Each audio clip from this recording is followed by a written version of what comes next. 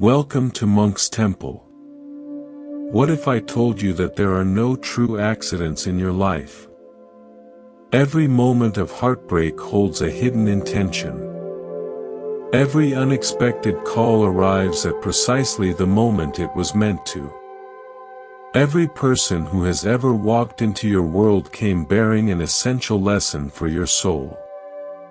Wherever you are listening right now, perhaps it's 3 a.m. and sleep is distant, maybe you're commuting, feeling a little disconnected, or sitting quietly somewhere, seeking a moment of calm. There is a reason you found this today. If you feel called, share in the comments where you're listening from. Something beautiful unfolds when we realize we are scattered across this globe, yet drawn to the same ancient, timeless wisdom. Get comfortable now. Grab a soft blanket if you like. Dim the lights. For the next 3 hours, allow yourself to be held, to be guided, by understandings that have illuminated paths for over 2,500 years. Discover why everything unfolds not randomly, but with a profound and intricate purpose. The Buddha uncovered a truth that changes everything. What we call coincidence is, in reality, a vast and detailed web of cause and effect. Your struggles are not punishments. Your joys are not mere accidents. They are threads in a magnificent, intelligent pattern, guiding you gently toward awakening from the very day you were born. These teachings reveal that every single moment contains a hidden gift. Tonight, we will unwrap those gifts together, one by one. Right now, as you listen, your body is in a state of constant, silent transformation. In the time it takes to hear these few words, millions of your cells have completed their life cycle and been replaced. Your skin is shedding microscopic pieces. Your thoughts are shifting from one idea to the next. Even the breath you just took is different from the one before it. Everything in existence is in unceasing motion. The chair you sit on is composed of atoms vibrating at incredible speeds. The earth beneath you spins through space at over 1,000 miles per hour. Nothing, absolutely nothing, remains exactly the same for even a fleeting instant. And yet, how often do we fight this fundamental truth? We cling to happy moments, willing them to last forever. We wish our children would stay small, our bodies forever young, our relationships perpetually locked in those perfect, early days. And when change comes, as it always, inevitably does, we suffer. This is the first noble truth illuminated by the Buddha: life contains suffering, and much of that suffering springs directly from our resistance to impermanence. We create our own pain by demanding that the flowing river of existence freeze in place. Imagine trying to hold water in your tightly cupped hands. The harder you squeeze, the faster it slips through your fingers. The more desperately you try to possess it, the more completely you lose it. This is exactly what we do with everything we cherish. But water was never meant to be clutched. It was meant to flow. 25 centuries ago, the Buddha sat beneath the Bodhi tree and observed the world with utterly fresh eyes. He watched flowers bloom and then wither. He saw clouds form and dissolve. He observed his own thoughts arising and passing away like waves upon the shore of a vast ocean. And in that deep observation, he understood something so profound it altered human consciousness forever: all conditioned things are impermanent. This was not a sad realization, it was the ultimate liberation. Consider a river. Have you ever truly sat beside one and watched it? The water does not fight its banks. It does not resist the rocks in its path. When it encounters a great boulder, it does not stop. It simply finds another way, around, over, or under. It carves new channels. It adapts. It continues its journey. A river teaches us that obstacles are not meant to halt our progress, they are meant to help us discover new paths, to shape us. The river does not become less of a river because it changes direction. In fact, its bends and curves often create the most stunning landscapes. What if you could learn to flow like water? What if, instead of breaking yourself against the rocks in your path, you learn to move around them with grace and persistence? The seasons embody this wisdom perfectly. Autumn does not cling to summer's warmth. Trees do not struggle to keep their leaves when winter approaches. They release them willingly, trusting in the natural cycle, knowing that spring will return. And because they surrender to this flow, they survive. They thrive. But we humans, we are different. We experience an autumn in our personal lives and we panic. We feel the leaves of an old identity, a former situation, falling away, and we scramble, frantically trying to glue them back onto the branches. We fight the natural seasons of our existence instead of learning their sacred dance. I remember a story shared with me, a woman who lost her job at the age of 52. For months, she battled against this change.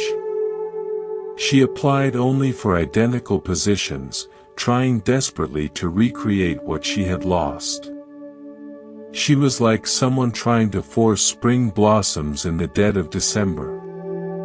The harder she fought, the more exhausted and defeated she felt. Then, one afternoon, sitting quietly in her garden, she watched a tree shedding its leaves. In that moment, a realization washed over her. The tree was not dying. It was preparing.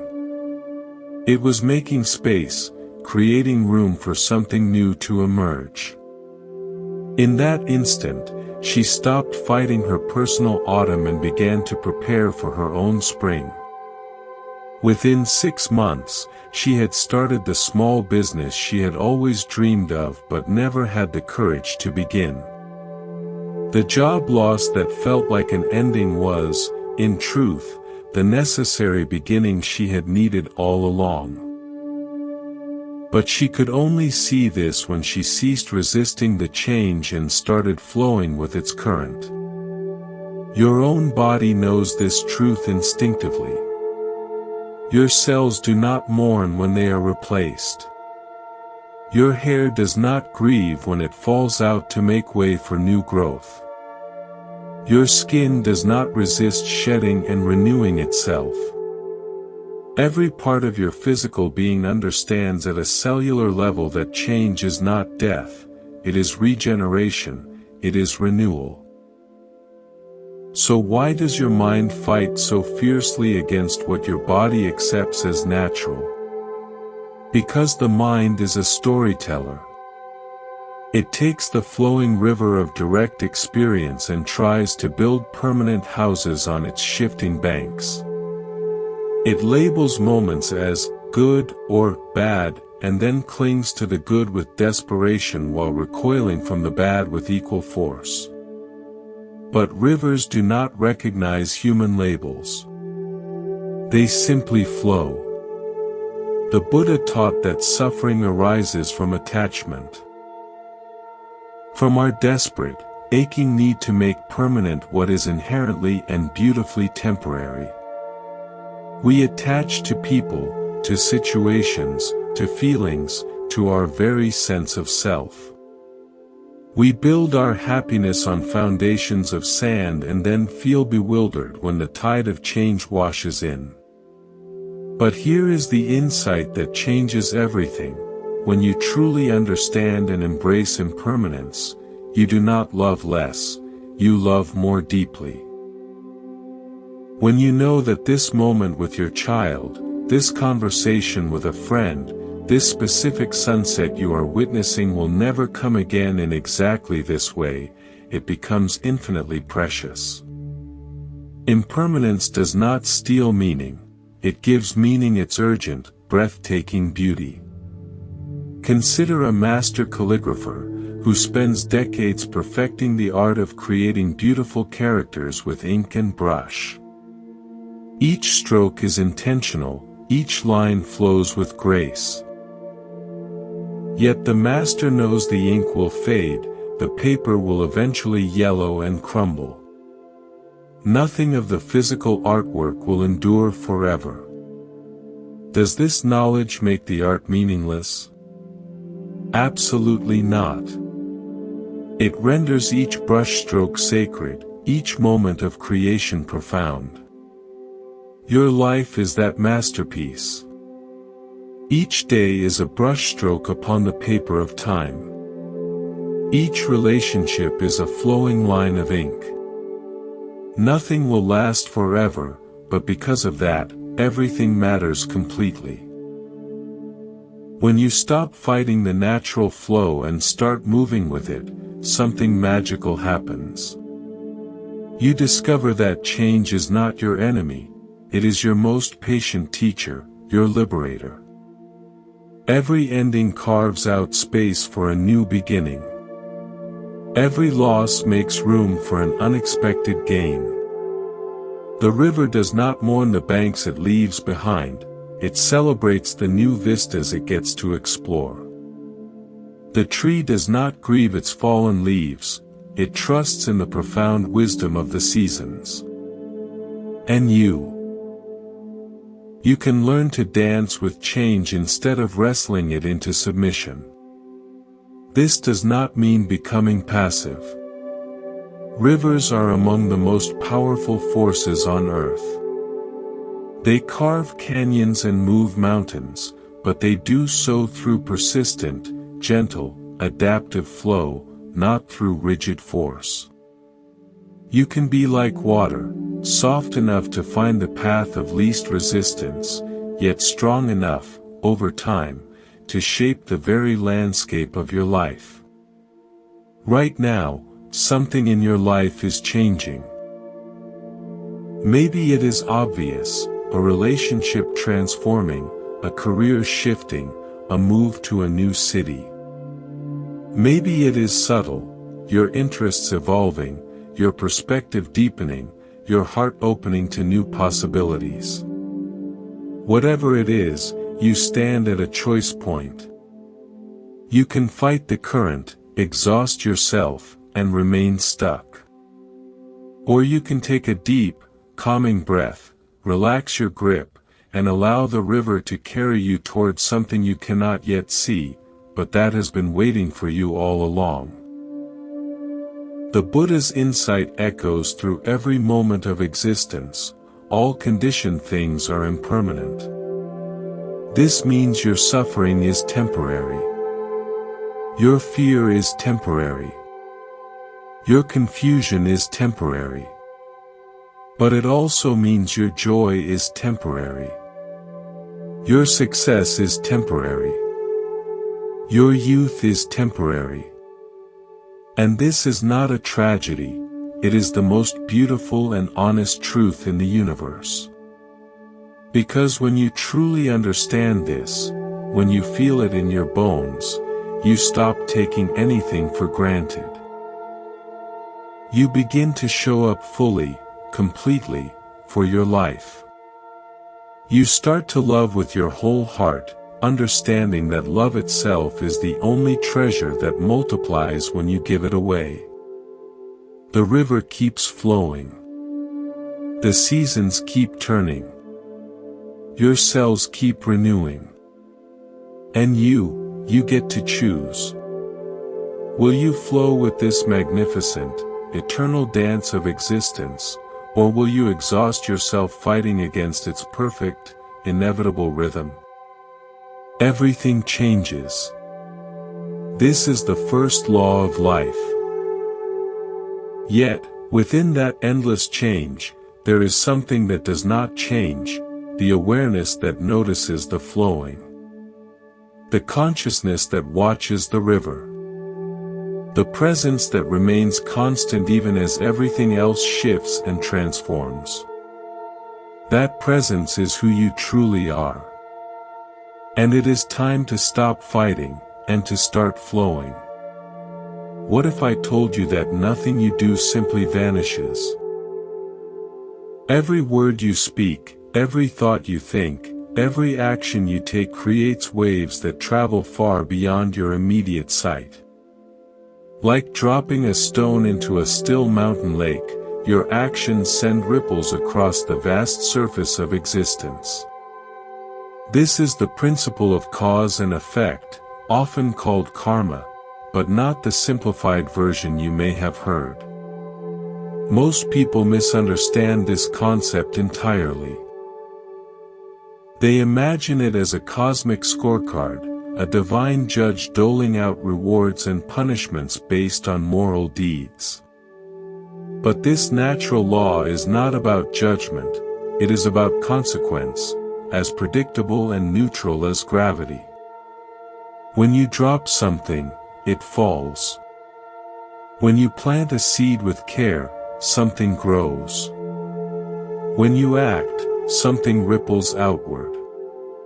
The universe does not judge these actions as good or bad, it simply responds. Picture yourself beside that pristine mountain lake at dawn. The water is so still it perfectly mirrors the sky and trees. You pick up a smooth stone. For a moment, all is silent, suspended. Then you release it. Watch closely. The stone breaks the surface with a soft splash. Immediately, rings of ripples expand from that single point. The first ring is small, but it births a second, larger ring. That one creates a third. Soon, waves are traveling to every shore, touching distant reeds and rocks you couldn't even see from where you stand. The stone itself has vanished into the depths, but its effects continue, interacting with everything they touch. Your life operates on this same principle. Every action is a stone dropped into the lake of interconnected existence. Every word is a ripple. Every thought is a subtle wave. And just like those ripples, the effects of your actions journey far beyond what you can possibly track or measure. Here is where it becomes truly fascinating. It is not just your outward actions that create ripples. Your thoughts do as well. The Buddha taught that everything originates in the mind. Before you speak, you think. Before you act, you form an intention.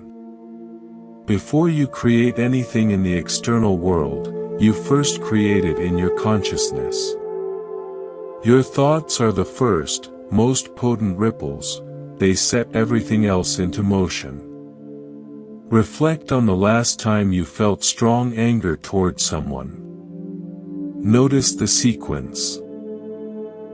The angry thoughts arose first, the stories, the judgments, before any angry words were spoken or actions taken. Yet, those thoughts alone were already creating ripples. They altered your energy, your demeanor, and influenced how you experienced the rest of your day. A man once told me about his daily commute, a source of constant frustration. He would sit in traffic, gripping the wheel, thinking furious thoughts about other drivers. By the time he reached the office, he was tense and irritable, which affected his interactions with colleagues, creating a chain reaction of tension. One morning, he decided to experiment. Instead of mentally fighting the traffic, he accepted it. He replaced angry thoughts with gratitude, for his car, his job, the simple fact of being alive. The traffic pattern didn't change, but everything else did. He arrived calm. His colleagues responded to his peaceful energy. The entire quality of his day transformed. This is the power of mental cause and effect. Your thoughts shape your reality, not magically, but by altering the lens through which you perceive the world and how you subsequently move through it. When you think with compassion, you notice opportunities for kindness. When you think with fear, you perceive threats. When you think with gratitude, you discover abundance. Your mind sculpts your perception, and your perception guides your actions. This natural law does not operate in simple, straight lines. It is not a transactional ledger. Life is far more complex and interconnected. Sometimes the ripples take years to return to you. Sometimes they come back transformed in ways you never anticipated. Sometimes they travel across the globe before completing their circuit. Think of a kindness you once offered freely, without expectation. Can you recall a time when an unexpected kindness found you exactly when you needed it most? These are not mere coincidences. They are ripples, completing their long, beautiful journey across the lake of shared existence. Ancient teachings speak of three primary fields where this law operates: the karma of body, your physical actions, the karma of speech, your words, and the karma of mind, your thoughts and intentions. All three create ripples, but mental karma is supremely powerful because it influences the other two. Consider two people performing the identical action of giving money to someone in need. One gives grudgingly, with resentment. The other gives joyfully, with an open heart. The external action is the same, but the karmic ripples, the energy sent out into the world, are entirely different. One fosters connection, the other, separation. The intention behind the action determines the quality of the ripple. This is why so much of inner work focuses on purifying the mind. When you heal your thoughts, you naturally heal your actions. When you transform your consciousness, you transform your world. It is not about achieving a state of perfect, thoughtless purity. It is about bringing loving awareness to your thoughts and consciously choosing which ripples you wish to create. Sometimes people worry that contemplating this principle will make them calculating, kind only to receive kindness in return. Yet, true understanding leads to the opposite. When you see how profoundly interconnected we all are, you realize that helping others and helping yourself are not separate actions. Your well-being and the well-being of others are woven from the same fabric. Compassion becomes the most natural response. A teacher once asked her students to conduct a one-day experiment, to simply notice their ripples. How did their morning mood affect their family? How did their presence influence coworkers? How did their energy impact the cashier at the store? The students were astonished to discover the subtle but real power they held to brighten or dim the world around them through shifts in their own inner state. You possess that same power in this very moment. The quality of attention you are giving to these words is itself a stone dropped into the lake. The intention you set for how you wish to move through your day will create waves that touch lives you may never meet. Your choice to seek wisdom is already contributing to the collective consciousness in a small but meaningful way. This realization is both humbling and empowering. Every moment holds significance. Every choice carries consequences. Every thought possesses creative power. You cannot retrieve the stones already thrown, but from this moment forward, you can choose with greater care what you cast upon the waters. This law is often mistaken for fatalism. The belief that everything is predetermined. This is a profound error. It is actually a teaching of ultimate responsibility and unlimited possibility. Your past actions have shaped your present circumstances, but your present actions are actively shaping your future. Every new moment offers a fresh stone, a new choice. This does not mean you should live in anxious scrutiny of every thought. That would be like trying to control every single ripple on a vast lake. An impossible and exhausting endeavor. Instead, focus on cultivating the quality of your heart and mind. Nurture kindness. Practice awareness. Trust that when your actions spring from love and clarity, the ripples will find their way to where they are most needed. The most beautiful aspect of this understanding is that it is never too late to alter your course. No matter what patterns you have set in motion, this present moment offers a clean slate. You can choose, right now, to be a source of healing. You can decide today to spread more peace than discord. You can begin immediately to think thoughts that uplift rather than diminish. Imagine again standing at the edge of that still lake, a smooth stone in your hand, representing your next choice. What ripples do you wish to create? What kind of waves do you want to send out into the world? The water is waiting, perfectly still, ready to receive whatever you choose to offer. This is the natural law of cause and effect, not punishment, not reward, but pure, radiant possibility. Not fate, but profound freedom, the freedom to choose, moment by moment, what kind of energy you will contribute to the infinite web of life.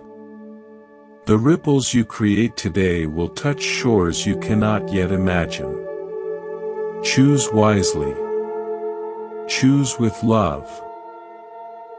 Choose with the understanding that every action matters, every thought has power, and every moment is a sacred opportunity to make the world a little more beautiful than you found it. We cling so tightly. Our fingers wrap around moments that are already slipping through them. Our hearts hold fast to people who must follow their own journeys. Our minds grasp at circumstances that are inherently fluid. And in all this clinging, in this desperate gripping, we manufacture our own deepest suffering. This is one of the most penetrating insights offered by these ancient teachings. We do not suffer because life is inherently painful.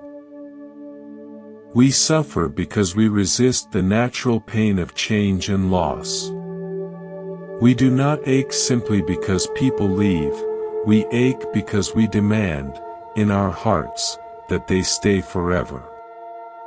We do not break because things change, we break because we insist, against all evidence, that they remain constant. Attachment is like trying to hold water in a clenched fist. The tighter you squeeze, the faster it escapes. Yet we keep squeezing, puzzled by our perpetually empty hands. The Buddha saw this truth with crystalline clarity as he meditated beneath the Bodhi tree. He observed how suffering was born not from external events, but from the mind's habit of attachment, its desperate need to possess, control, and make permanent what is naturally ephemeral. Consider the last time your heart was deeply wounded. Was the core of your suffering the fact that something beautiful had ended, or was it your fierce, internal rebellion against that ending? Your refusal to let life move as it must? There is a vital distinction here.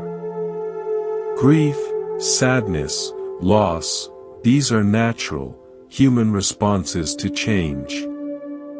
But the added layer of torment, the suffering, comes from attachment. From our non-acceptance of what is. Attachment often masquerades as love, but it is actually love's shadow. Genuine love desires what is best for the beloved, even if that means releasing them. Attachment desires to possess, to control, to keep things static for its own comfort. Love says, I want your happiness. Attachment says, I need you for my happiness. A mother watches her child grow and leave for college. If her love is free of attachment, she feels proud, bittersweet perhaps, but she celebrates her child's independence. If her love is tangled with attachment, she suffers, because her role as the center of her child's universe is evolving, and she resists that evolution. This principle applies to everything we believe we own. Our careers, our homes, our health, our youth. We behave as if these are permanent possessions, when in truth we are but temporary stewards. Everything is on loan from life itself, and eventually, everything must be returned. There is an old story about a master who cherished a beautiful, flawless crystal glass. He used it daily, admiring its clarity. One day, a student asked, "Master, aren't you afraid this precious glass will break?" The master smiled. "I am not afraid," he replied, "because to me, this glass is already broken." The student was confused. "But Master, it is perfect. Why say it is already broken?" The master held the glass to the light. Everything that exists is impermanent. This glass was formed from sand and fire by human hands. One day, it will return to its elemental state. It may shatter tomorrow, or wear away over centuries. Knowing its true nature, I do not waste energy fearing its loss. Instead, I appreciate its beauty completely while it is here.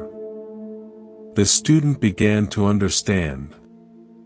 So, by accepting its impermanence, you are free to truly enjoy it? Exactly, said the master. When you accept that nothing lasts, you stop taking anything for granted. Every moment with this glass becomes precious precisely because I know it is temporary. My appreciation deepens, it does not diminish. This is the beautiful paradox of non-attachment. When you cease trying to possess something, you become free to experience it fully. When you release your desperate grip on life, you can finally feel life flowing through your open hands. When you stop demanding that love conform to a specific form, you become capable of recognizing love in its countless expressions. Non-attachment is not indifference or coldness. It is caring so deeply that you prioritize what is truly best, even when it diverges from your personal preferences. It is loving with an open palm rather than a closed fist. Imagine how your relationships might transform if you practiced loving without possessing. Instead of trying to mold your partner into an ideal, you could appreciate the unique person before you. Instead of fearing friends will outgrow you, you could celebrate their evolution. Instead of clinging to your children, you could guide them toward independence with joyful encouragement. This freedom extends beyond relationships. Consider your ambitions, your financial goals, your plans. What would shift if you pursued these with wholehearted effort while holding the outcomes lightly? If you planted seeds with dedication but trusted the garden to grow in its own time and way? This is not passivity. Monks who practice non-attachment often work tirelessly to alleviate suffering in the world. When you are not attached to personal credit, you can focus entirely on being of service. When you are not attached to a specific result, you can respond to each moment with fresh wisdom instead of rigid expectation.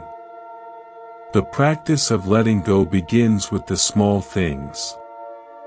Notice when you are gripping your phone too hard during a stressful call. Observe when you are holding your breath awaiting news. Feel when your shoulders tense because someone isn't behaving as you wish. These physical tensions are mirrors of mental attachments. Practice release in tiny moments throughout your day. When traffic slows, let go of your rigid schedule and be present with the delay. When someone disagrees with you, release the need to be right and listen with genuine curiosity. When plans change unexpectedly, soften your grip on how it should be and remain open to what is actually emerging. This teaching on non-attachment is not about loss, it is about discovering true abundance. When you are not using all your energy to cling to what you have infinite capacity to receive what life is offering. When you are not focused on possession, you become available for authentic connection. When you stop grasping, your hands are finally free to both give and receive with grace. Every wisdom tradition touches upon this truth. There is a phrase about letting go and trusting a higher wisdom. There is teaching about effortless action, about flowing with natural rhythms. Indigenous wisdom understands that we belong to the land, not the other way around. All point toward the same liberation, freedom from the illusion of control. Right now, there is something in your life you are holding too tightly. Maybe it is obvious, a relationship you are forcing, a job you fear losing, an identity you are desperate to maintain. Maybe it is subtle. An expectation about how your day should unfold, a need for others to approve of you, a demand that life makes sense according to your personal logic. What would happen if you loosened your grip, just a little? Not by abandoning, but by holding with the gentle awareness you might offer a butterfly that has landed on your hand, present, appreciative, but ready to let it fly when it is time. This is the art of letting go, not a single dramatic gesture, but a daily, gentle softening. A persistent practice of choosing love over possession, flow over rigidity, trust over control. It is the recognition that everything you genuinely need will find its way to you, and everything that leaves was never meant to stay forever. The master's glass sits on the table, beautiful and temporary. He drinks his tea with deep gratitude, knowing both the vessel and the moment are gifts that do not require his grasping to be precious. In accepting their impermanence, he touches something that never breaks, never leaves, never needs to be held, the peace that comes from release, the freedom that flows from letting go, the love that expands when shared without attachment. Your hands are already full of everything you truly need. You simply need to stop clutching long enough to feel it. There is a well-known story. A farmer's horse ran away. His neighbors came and said, "What terrible luck." The farmer simply replied, "Maybe." The next day, the horse returned, bringing with it 7 wild horses. The neighbors exclaimed, "What wonderful fortune." Again, the farmer said, "Maybe." Later, the farmer's son tried to tame one of the wild horses, was thrown, and broke his leg. The neighbors shook their heads. "What awful misfortune." The farmer responded, "Maybe." Soon after, military officials came to conscript young men for war. Because of his broken leg, the farmer's son was passed over. The neighbors celebrated. "What a blessing!" And the farmer, with his quiet wisdom, once more said, "Maybe." This ancient tale reveals a profound truth about life. We expend tremendous energy labeling our experiences as definitively good or bad, as fortune or disaster. But existence is far more nuanced and interconnected than our snap judgments allow. What appears to be a catastrophe today might become the foundation for tomorrow's salvation. What seems like a blessing might lead to unforeseen challenges. The farmer understood what we often struggle to learn: acceptance is not about liking what happens. It is about recognizing that our resistance to reality often creates more pain than the reality itself. It is about trusting that life operates with an intelligence that transcends our limited, immediate perspective. Perhaps you are fighting something right now. A change you did not choose, a job loss, a relationship ending, a health challenge, an unexpected move. Or maybe it is an internal struggle, anxiety that won't quiet, a lingering sadness, a justified anger that burns you from within. You may be exhausted from the battle, unsure how to lay down your arms. Here is what these teachings offer about that fight: every moment you spend resisting what already is a moment stolen from your actual life. Every ounce of energy used to fight reality is energy unavailable for creating something new and beautiful. Every thought fixated on how things should be different is a thought that could be appreciating what actually is. But acceptance is frequently misunderstood.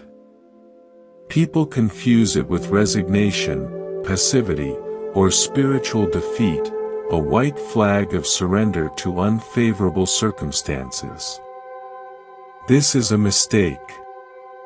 True acceptance is dynamic and powerful.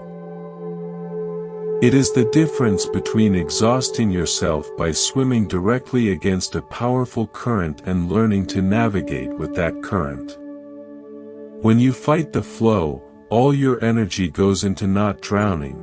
You tire yourself out just trying to stay in place. When you stop fighting and learn to move with the river's power, you can actually steer, you can choose your direction. You work with the force of life rather than exhausting yourself against it. A woman shared her story of losing a job she had held for 15 years. Initially, she fought the reality with everything she had. She applied frantically for identical positions, trying to rebuild what was lost. She spent sleepless nights worrying, raging against the unfairness. She was swimming upstream in a flood. After months of exhaustion, a realization dawned: fighting the current was not moving her forward, it was only wearing her down. She tried a different approach. She accepted that the job loss had happened. Not because she liked it, but because it was an undeniable fact. She stopped wasting energy on wishing it were otherwise and began to ask what this change might be trying to teach her. In that space of acceptance, something shifted. Instead of grabbing for any job that resembled the old one, she explored what kind of work would bring genuine fulfillment. She discovered buried interests, took a part-time role that allowed for retraining, and within half a year, she was engaged in work she loved more deeply than anything in the prior decade. The loss that felt like the end of my world, she said, was actually the beginning of my real life. But I could only see that when I stopped fighting what had happened and started working with what was actually true. This is the paradox of acceptance. The moment you cease fighting your circumstances, you become free to transform them. When you are no longer using all your power to resist what is, you suddenly have tremendous energy available to influence what can be. When you accept the present moment completely, you can respond to it with wisdom instead of reacting from fear. This skillful application of energy is a core part of the path. It is not about striving harder, but about applying effort wisely. Like the swimmer who works with the current. Consider a tree in a storm. The rigid, unyielding tree will snap. The flexible tree, which bends with the wind, survives even a hurricane. The tree does not cease to be a tree when it bends, it demonstrates its true strength through intelligent adaptation. Acceptance is that flexibility. It is not weakness, it is conscious, intelligent responsiveness to reality. Practicing acceptance does not mean you condone injustice or ignore problems. It means you start from a foundation of truth, acknowledging what is actually happening right now. From that clear-seeing place, wise action becomes possible. When you are lost in mental resistance, arguing with reality, your vision is too clouded to respond skillfully.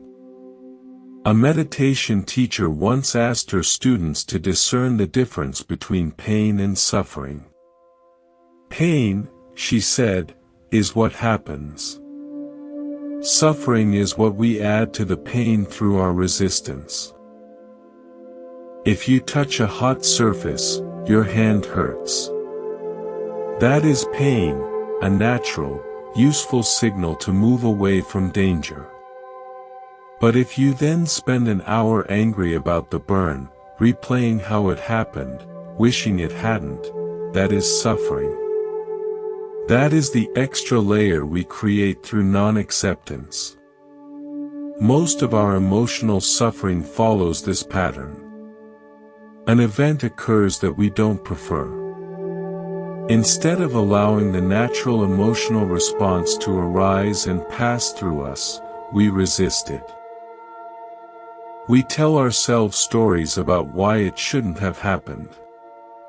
We imagine alternate realities. In all that mental activity, we multiply our pain exponentially. Acceptance breaks this cycle. When something difficult occurs, you allow yourself to feel it fully, but you do not add the layer of resistance. You let the natural emotion move through you like weather passing through the sky. Sadness comes, and when it is ready, it goes. Anger rises, peaks, and falls away. Fear appears and dissolves. You don't get stuck fighting the weather, you allow it to be, knowing it is temporary. This practice does not make you emotionally numb. Quite the opposite. When you stop resisting your emotions, you can feel them more clearly and completely. When you accept sadness without fighting it, it can flow through and complete its natural cycle. When you let anger be present without immediate judgment, it can show you where a boundary needs to be set. When you welcome fear without pushing it away, it can point toward what needs your caring attention. Begin this practice with small moments. The next time you are stuck in traffic, instead of mentally fighting the delay, practice accepting it. Notice how resistance feels in your body, the tight shoulders, the clenched jaw. Then, experiment with softening. The traffic is what it is. Resisting it mentally won't change it, but accepting it might change your experience of it. Practice with minor disappointments, changed plans, malfunctioning technology, people not responding as you hoped. Use these as training grounds. Each time you choose to work with reality instead of against it, you build your capacity to handle larger challenges with grace. Acceptance does not mean abandoning your preferences or ceasing to work for change. The farmer in the story did not stop tending his land. He simply stopped wasting energy on judging each event as absolutely good or bad. You can prefer that your life flows smoothly while accepting when it does not.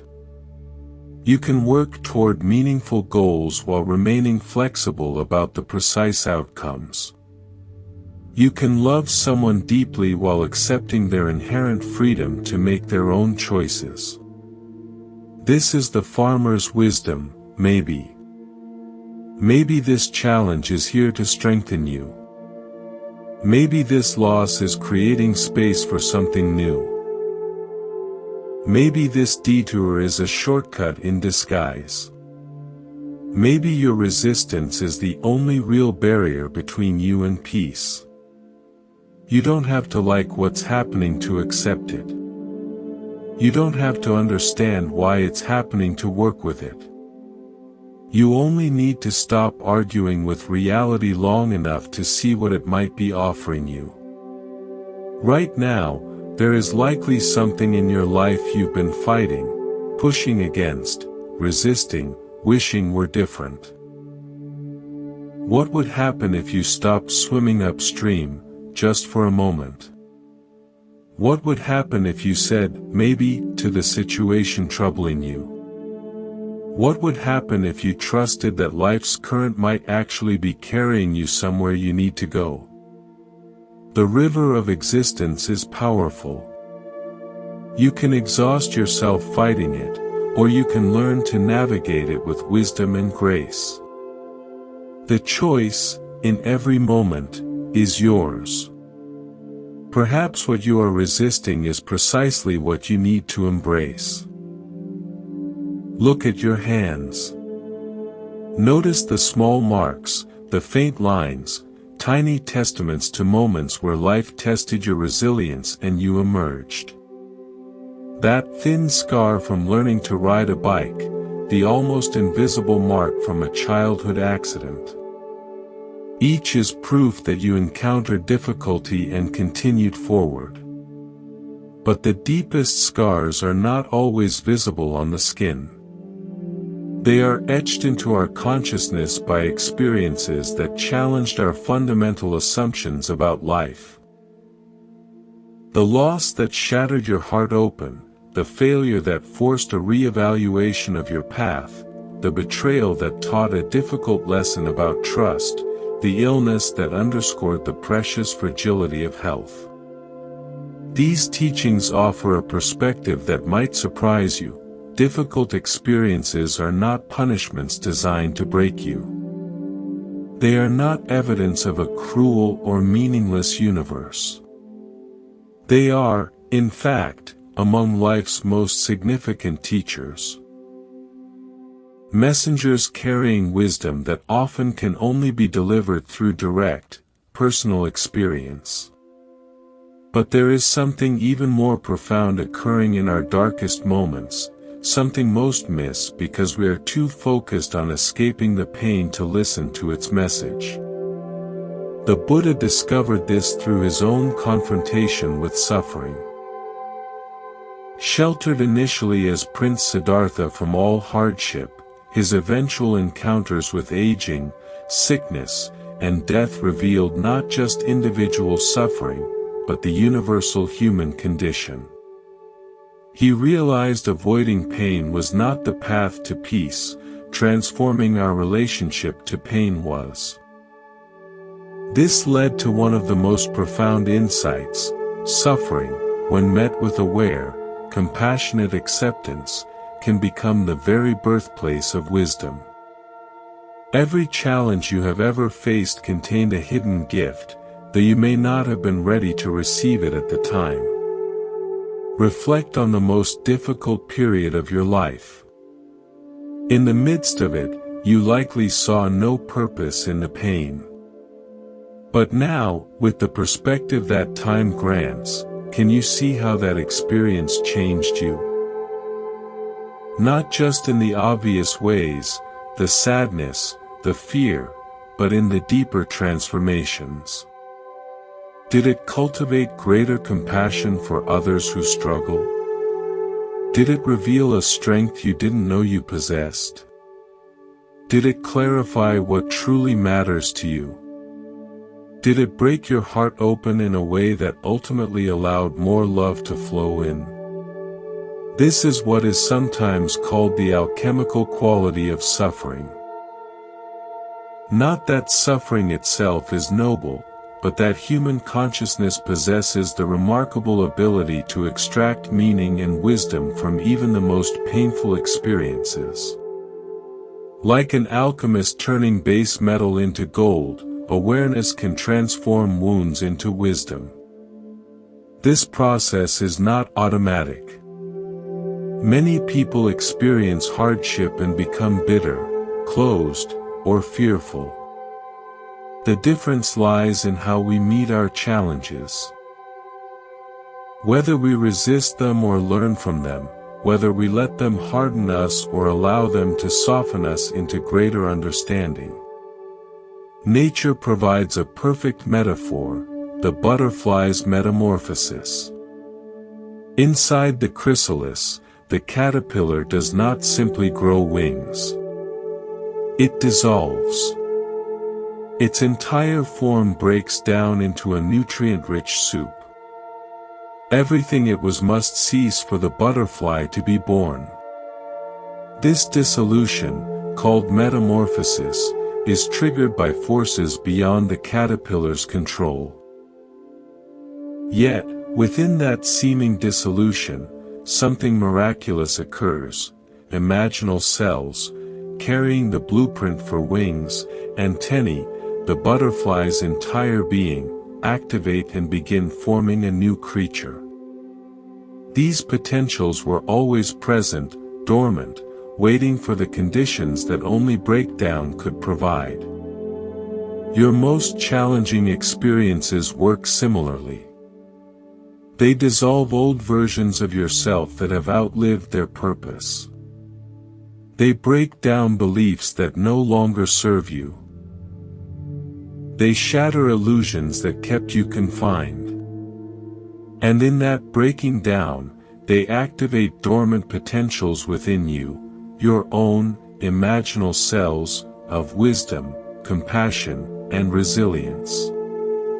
A woman who survived cancer in her 30s described the diagnosis as feeling like her entire world was dissolving.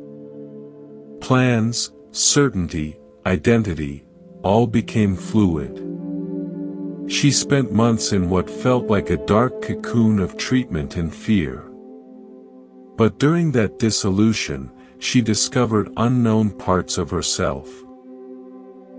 A courage she hadn't tapped, a depth of love from others she'd never fully felt, a capacity for gratitude that transformed ordinary moments. The crisis that seemed to be destroying my life, she said, was actually revealing my true nature. I wouldn't choose to go through it again, but I wouldn't trade the person I became because of it. It broke me open in ways nothing else could have. This does not mean we should seek suffering or claim all pain has a silver lining. Some experiences are genuinely tragic. But even in profound darkness, consciousness has the capacity to find meaning, to grow in ways that might not have been possible otherwise. A psychiatrist and Holocaust survivor observed that even in the horror of concentration camps, some individuals found ways to maintain their humanity, to help others, to discover meaning. They could not control their external circumstances, but they could choose their response.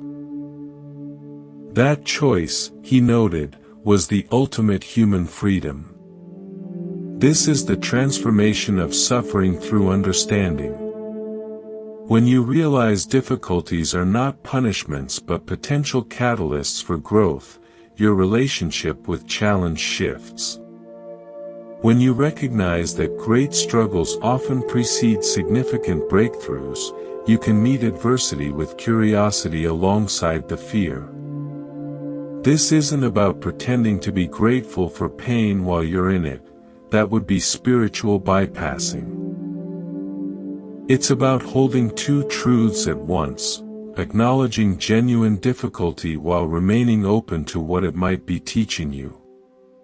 You can grieve a loss while staying available to what wants to emerge from that space.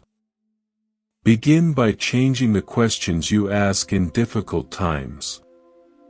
Alongside, "Why is this happening to me?" try asking, "What is this experience trying to teach me?" Alongside, "How can I make this stop?" explore, "How might this be helping me grow?" Alongside, "When will this be over?" Investigate, "Who am I becoming through this?" These questions don't replace natural grief or anger, they sit beside them, inviting a wider perspective. This wider perspective is what transforms raw experience into integrated wisdom.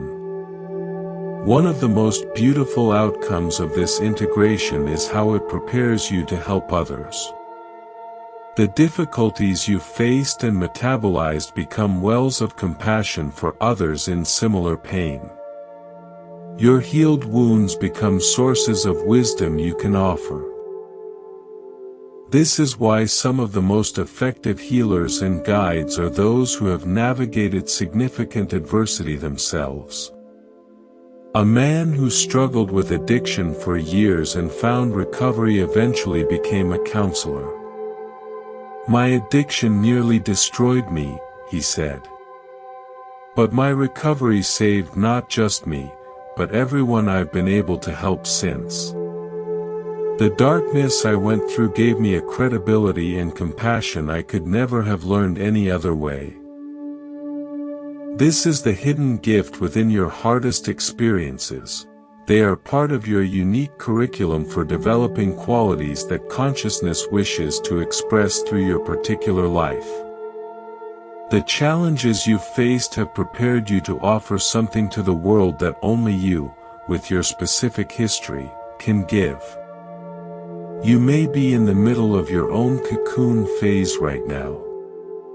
Something in your life may be dissolving, and you cannot yet see what's trying to emerge.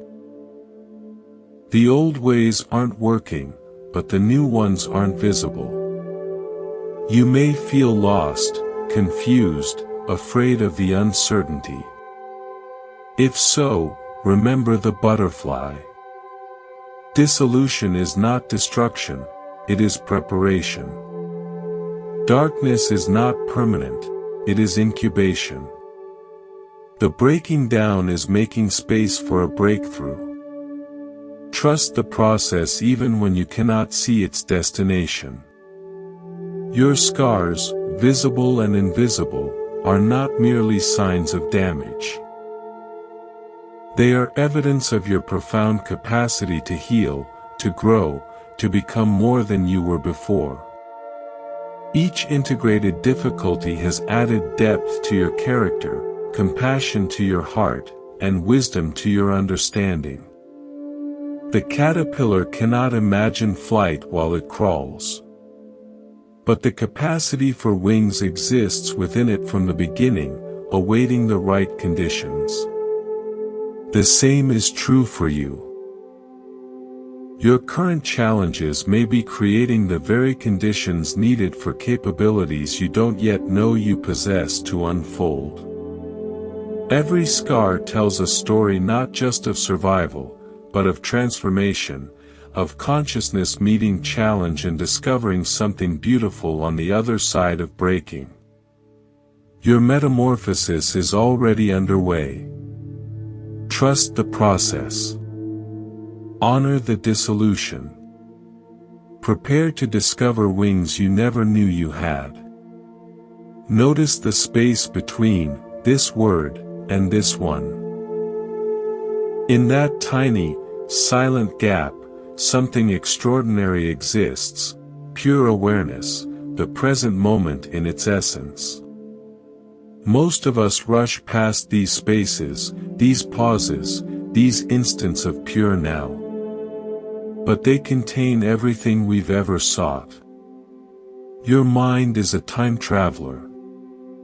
Even as you listen, part of your consciousness might be replaying yesterday's conversation, another part planning tomorrow's tasks, another worrying about a future that may never come. Meanwhile, this moment, the only one that actually exists, slips by unnoticed. This wandering, jumping mind is often called the monkey mind. But unlike a monkey, your mind can leap through time, swinging from past regrets to future anxieties, missing the richness of what is actually happening now. Feel your body touching the surface beneath you. Notice the temperature of the air on your skin. Sense the weight of your clothes, the position of your hands. These sensations have been here all along, but your attention was likely elsewhere. This is the difference between existing in time and being present to time. Mindfulness is not about emptying the mind or stopping thoughts. That's neither possible nor necessary. Thoughts are like clouds passing through the sky of awareness, natural, temporary, and not requiring your constant engagement. Mindfulness is simply the practice of noticing where your attention has gone and gently guiding it back to the present moment when it wanders. You can begin this practice with anything. Take eating, for example. Often, we eat while watching screens, scrolling, or planning. We barely taste our food. But eating can become a gateway to presence. With your next meal, pause first. Really look at the food. Notice colors, textures. As you lift a bite, feel the utensil's weight. As you chew, pay attention to the unfolding flavors.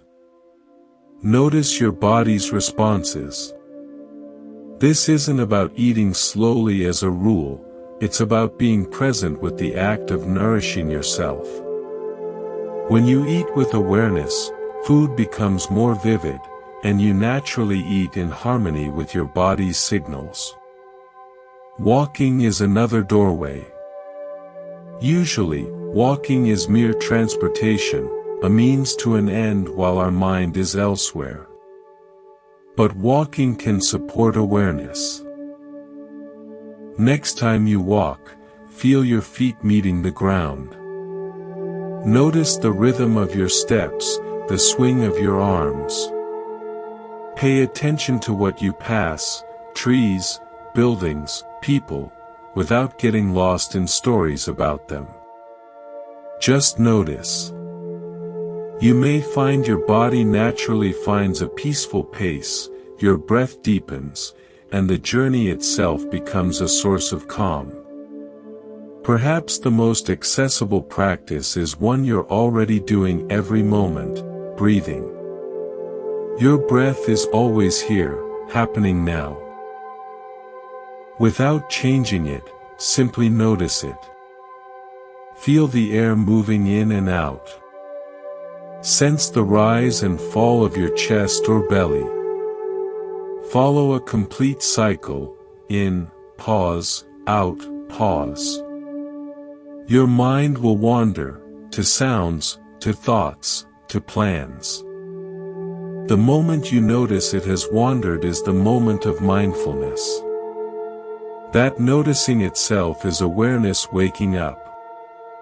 Gently return attention to the breath, without judgment. This returning, again and again, is the core practice. It's like training a puppy.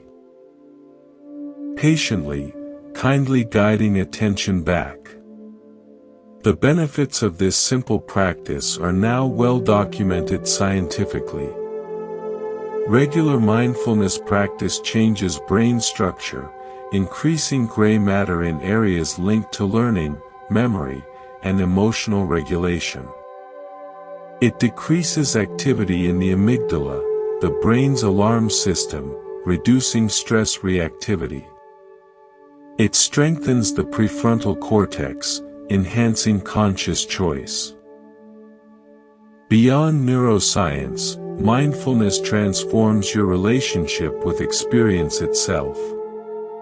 When you're present, difficult emotions become workable. Instead of being swept away by anxiety, you can observe it with compassion. Instead of being consumed by anger, you can notice it without becoming it. Instead of drowning in sadness, you can feel it while remaining grounded in awareness. A woman discovered mindfulness during a stressful work period. I felt constantly behind, always anxious about the next deadline, she said. Someone suggested taking 3 conscious breaths before each new task. Such a simple practice, but it changed everything. Those 3 breaths became a reset button, bringing me back to center, reminding me I could choose how to approach each moment. This is mindfulness in action, not retreating from life, but engaging with it more fully and skillfully. The practice works because presence is your natural state. You don't have to create mindfulness, you simply need to stop obscuring it with mental noise. Underneath the thinking, planning, and worrying, awareness is always here, always peaceful, always available. Mindfulness is the practice of returning home to yourself. You can be mindful washing dishes, feeling the warm water. You can be present in conversation, truly listening instead of preparing your reply. You can practice awareness standing in line, noticing impatience without being ruled by it. Every moment offers a chance to wake up from the trance of automatic living. As a wise teacher often said, the present moment is the only time over which we have dominion. You cannot change the past, no matter how much you replay it. You cannot control the future, despite all your planning. But this moment, this breath, this opportunity for awareness, is completely yours. Notice that right now, in this moment, you are likely fundamentally okay. You're breathing. Your heart beats. You're alive and aware. Much of our suffering exists in the stories we tell about the past and future, not in the actual reality of the present. This doesn't mean ignoring practical responsibilities. You can plan and learn from the past while anchored in present moment awareness. The difference is whether you're using thinking as a tool or being used by it, whether you're choosing your thoughts or being chosen by them. Mindfulness gives you that space to choose. It reveals that you are not your thoughts, you are the awareness that notices thoughts. This recognition is profoundly liberating. As you listen now, you're already practicing mindfulness. You're paying attention to something happening now. This capacity for presence isn't something you need to develop, it's something you need to remember you already have. The magic of mindfulness isn't that it makes life perfect, it makes life real. It brings you back from the fictional worlds of past and future into the actual, vibrant world of now. And now, it turns out, is where all peace, beauty, and possibility have been waiting. Between one word and the next, infinite space exists. In that space, you can find everything. Not tomorrow. Not when circumstances are perfect. Right now, in the magic of this very moment. Your mind can be your prison or your portal to freedom. The same consciousness that creates suffering has the power to transform it into wisdom. The same awareness that gets trapped in stories of limitation can learn to see those stories as passing weather in the vast sky of being. This transformation is not mystical, it's the natural result of understanding how consciousness operates. For most of life, you've likely related to difficult experiences as things that happen to you. Someone hurts you, and you become the hurt person. Plans fail, and you become the disappointed person. This is natural, but it's not the whole story. These teachings reveal a crucial insight: much of our pain comes not from the events themselves, but from the stories we tell ourselves about them. It comes from taking temporary experiences and forging them into permanent identities. It comes from personalizing what is often impersonal. When you cut your finger, the pain is immediate, a clean signal to pay attention. But then the mind often adds layers. I'm so clumsy. This always happens to me. Now my whole day is ruined. The original pain was purposeful. The added mental suffering is optional. This is often called the difference between the first arrow and the second arrow. Life shoots the first arrow, the actual event, the unavoidable pain. But we shoot ourselves with the second arrow through our resistance, our stories, our refusal to accept what is. The first arrow hurts. The second arrow creates suffering. Learning to distinguish between these two is the beginning of freedom. When difficulty arises, ask, what is the actual experience here, and what am I adding to it? What is the pain, and what is the story about the pain? This inquiry isn't about denying feelings, it's about developing the capacity to observe your inner life with clarity, like watching clouds form and dissolve in the sky without the sky being damaged by them. Emotions arise and pass through awareness without awareness itself being fundamentally altered. A man shared his journey after a painful divorce. At first, I was completely identified as the rejected husband. Every thought, every conversation was filtered through that story.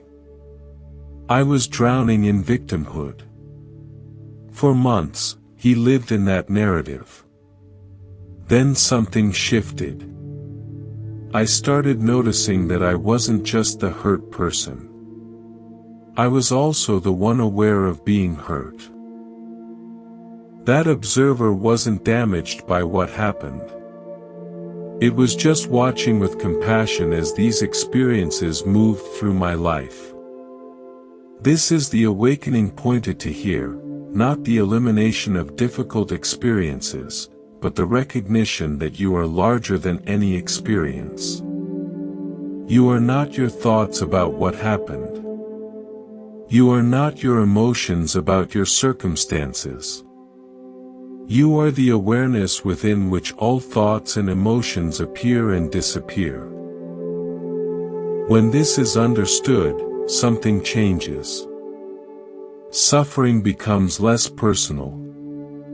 Instead of, "Why is this happening to me?" you might ask, "What is this teaching?" Instead of, "How can I make this stop?" you might wonder, "How can I meet this with wisdom?"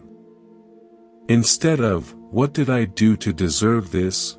you might inquire, "What capacity is this helping me develop?" This shift, from victim consciousness to student consciousness, changes everything. It happens through what can be called the alchemy of awareness, the power to transform base experiences into spiritual wisdom. The raw material of your life, including pain, becomes the substance from which understanding is forged. But this alchemy requires willingness to be present with difficulty rather than escaping it. We often avoid pain through distraction, numbing, or blame. We reach for devices when lonely, bury ourselves in work when anxious, fault others when hurt. These strategies offer temporary relief but prevent the transformation that occurs through conscious engagement. True healing happens when you turn toward your pain with gentle attention, as you would comfort a frightened child. When you stop running from emotions and start listening to them. When you recognize that every feeling, however uncomfortable, carries information about what you need for growth. A woman with chronic anxiety described her breakthrough. "I spent years trying to eliminate my anxiety, seeing it as an enemy. Then I learned to get curious about it. I started asking what it was trying to protect me from, what it wanted me to pay attention to. When I stopped fighting it and started listening, everything changed. The anxiety didn't vanish, but it stopped controlling my life.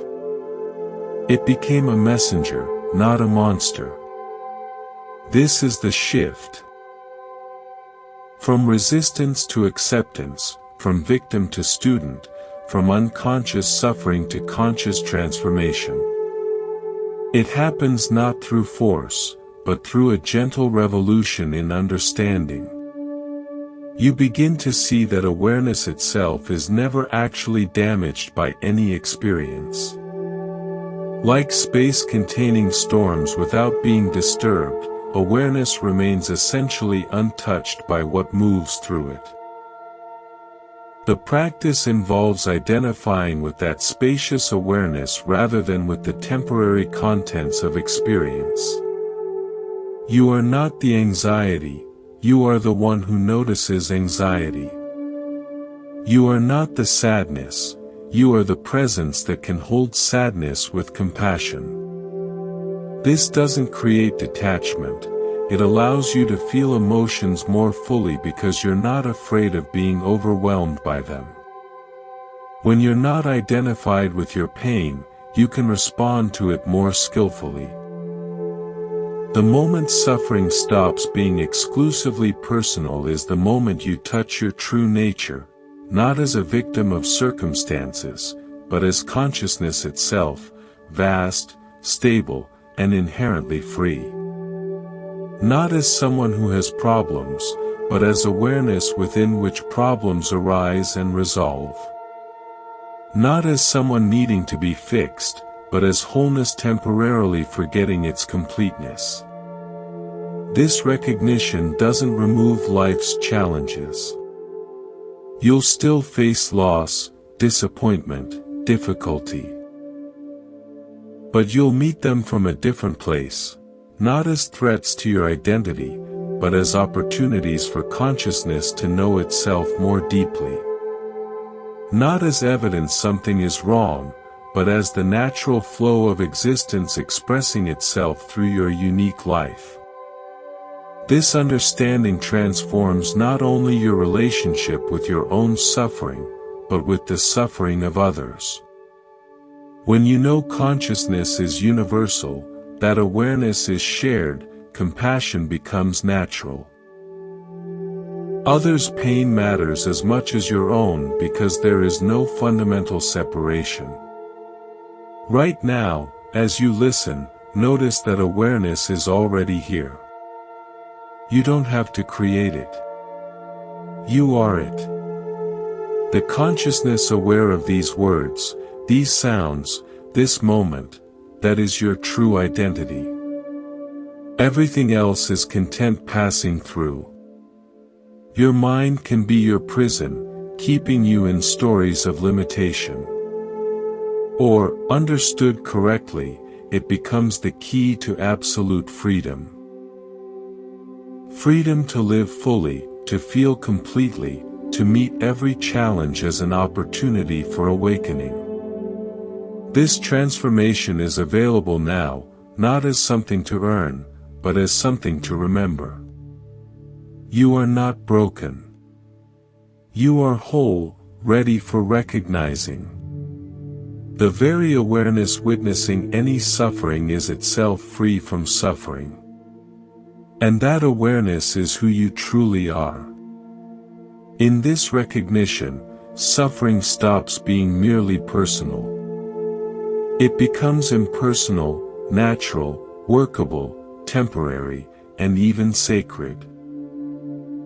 Another way for consciousness to know itself more completely.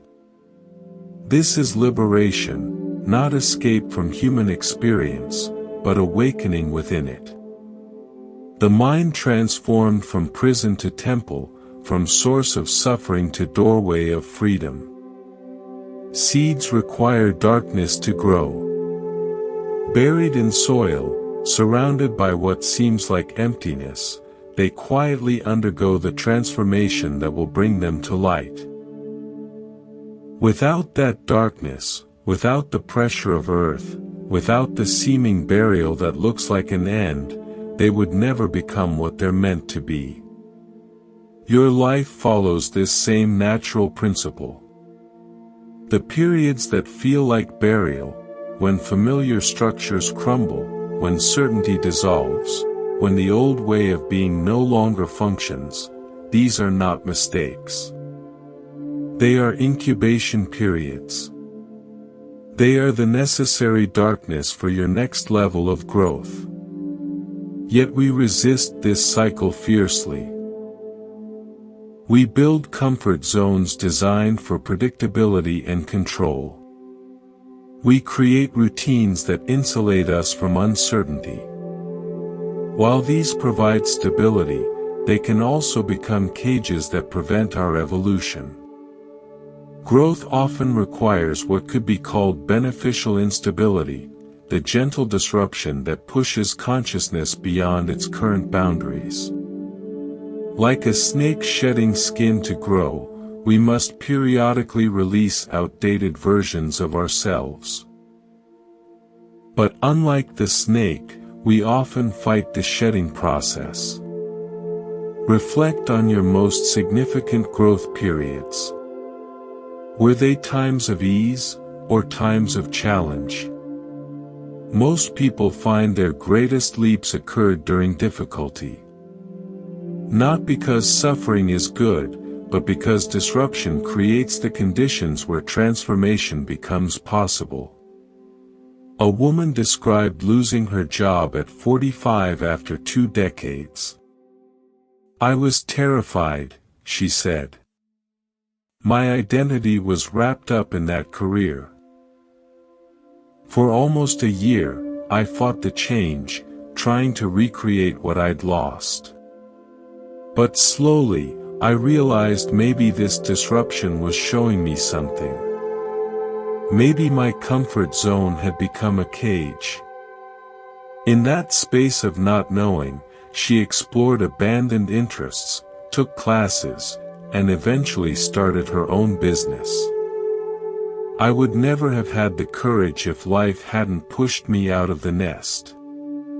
The crisis I thought was destroying my life was setting up my best chapter." This is the perspective of crisis as spiritual invitation. Not that difficult times are easy, but that they often carry hidden wisdom about what needs to change. When external circumstances force us from our patterns, we have the chance to see those patterns clearly. When familiar supports fall away, we discover inner resources we never knew we had. Every breakdown can set the stage for a breakthrough. This isn't wishful thinking, it's recognition of a natural law visible throughout existence. Consider forest fires. They appear as pure destruction. Yet many ecosystems require periodic fire to remain healthy. Heat cracks open dormant seeds. Ash enriches soil. Clearing old growth allows sunlight for new life. What looks like devastation is actually regeneration. The forest emerges more diverse and resilient. Your personal storms can work similarly. A relationship ending can open space for deeper self-love and healthier future connection. An illness can teach what truly matters. A financial crisis can reveal inner wealth beyond material security. A loss that breaks your heart open can allow more love to flow through than you imagined possible. But this transformation isn't automatic. Fire can destroy or regenerate depending on conditions.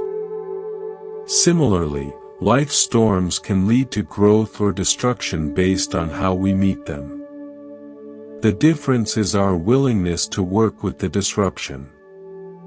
There is guidance for navigating these periods skillfully.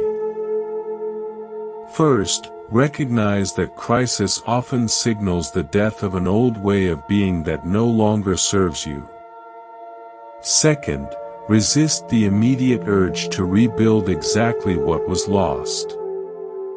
Third, use the space created by disruption to explore new possibilities.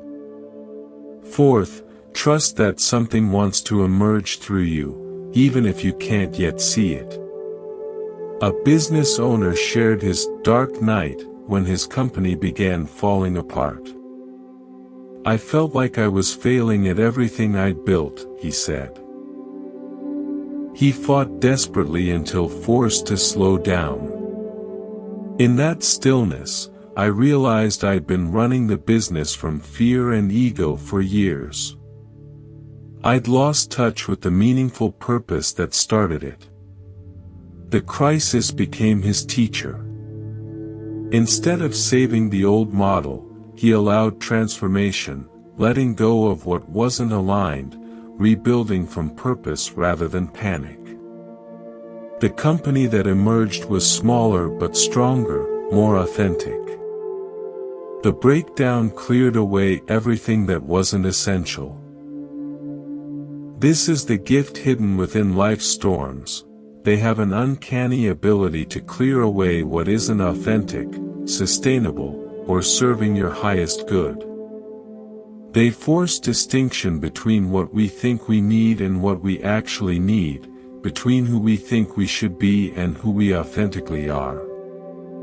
The process isn't comfortable. Growth rarely is.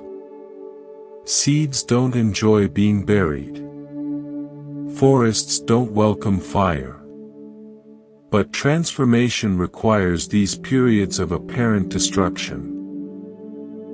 They are not obstacles to evolution, they are the evolutionary process.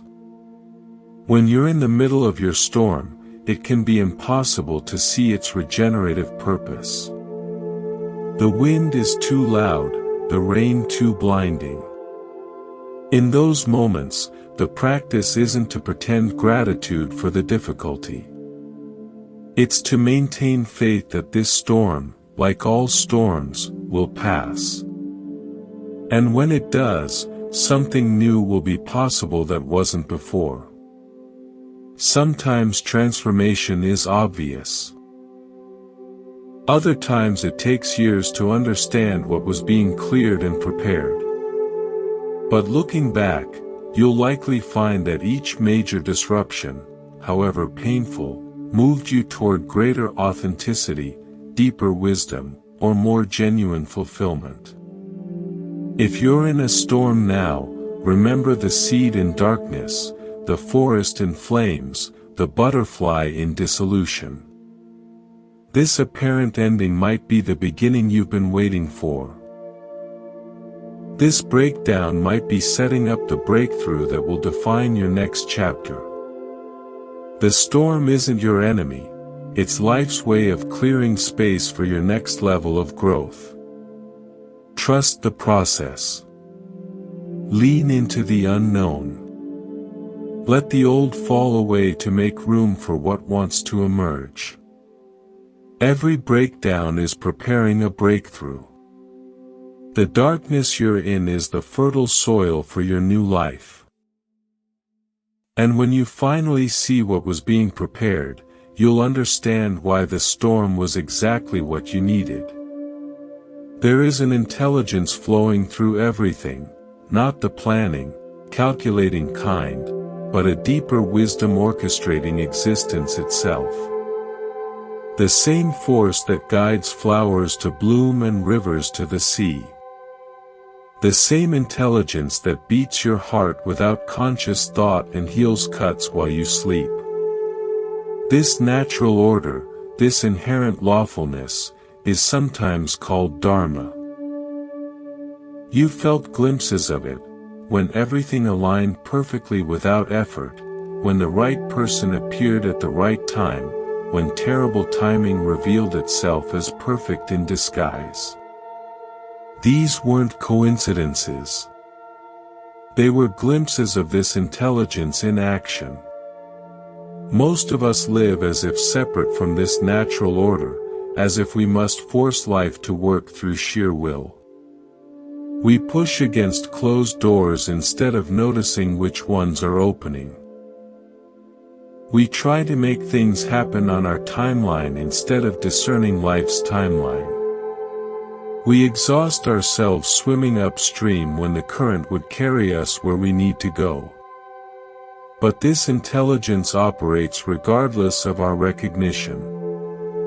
The difference is whether we work with it or against it, whether we learn its patterns or remain blind to its guidance. Understanding begins with observing nature. An apple tree doesn't force fruit in winter. It follows an internal rhythm aligned with seasons. A river doesn't struggle to reach the ocean, it follows the path of least resistance, knowing every drop will eventually find its way home. We are part of this same natural order, but we've forgotten how to listen. We've been taught to rely solely on logic and planning. These are valuable, but only part of the picture. This intelligence includes a kind of knowing beyond the rational mind. An intuitive sense of when to act and when to wait, when to speak and when to be silent, when to hold on and when to let go. This isn't passivity or fatalism. It's about learning to sense natural rhythms and aligning your actions with them, like a sailor reading the wind and adjusting sails. You can learn to read life's currents. A gardener understands this intuitively. She knows times for planting, watering, harvesting, and letting soil rest. She works with seasons, not against them, knowing forcing growth out of season yields weak results. Her garden flourishes because she honors natural timing. Your life has similar rhythms, seasons for expansion and consolidation, periods of flow and periods of obstacle, times of opportunity and times of closed doors.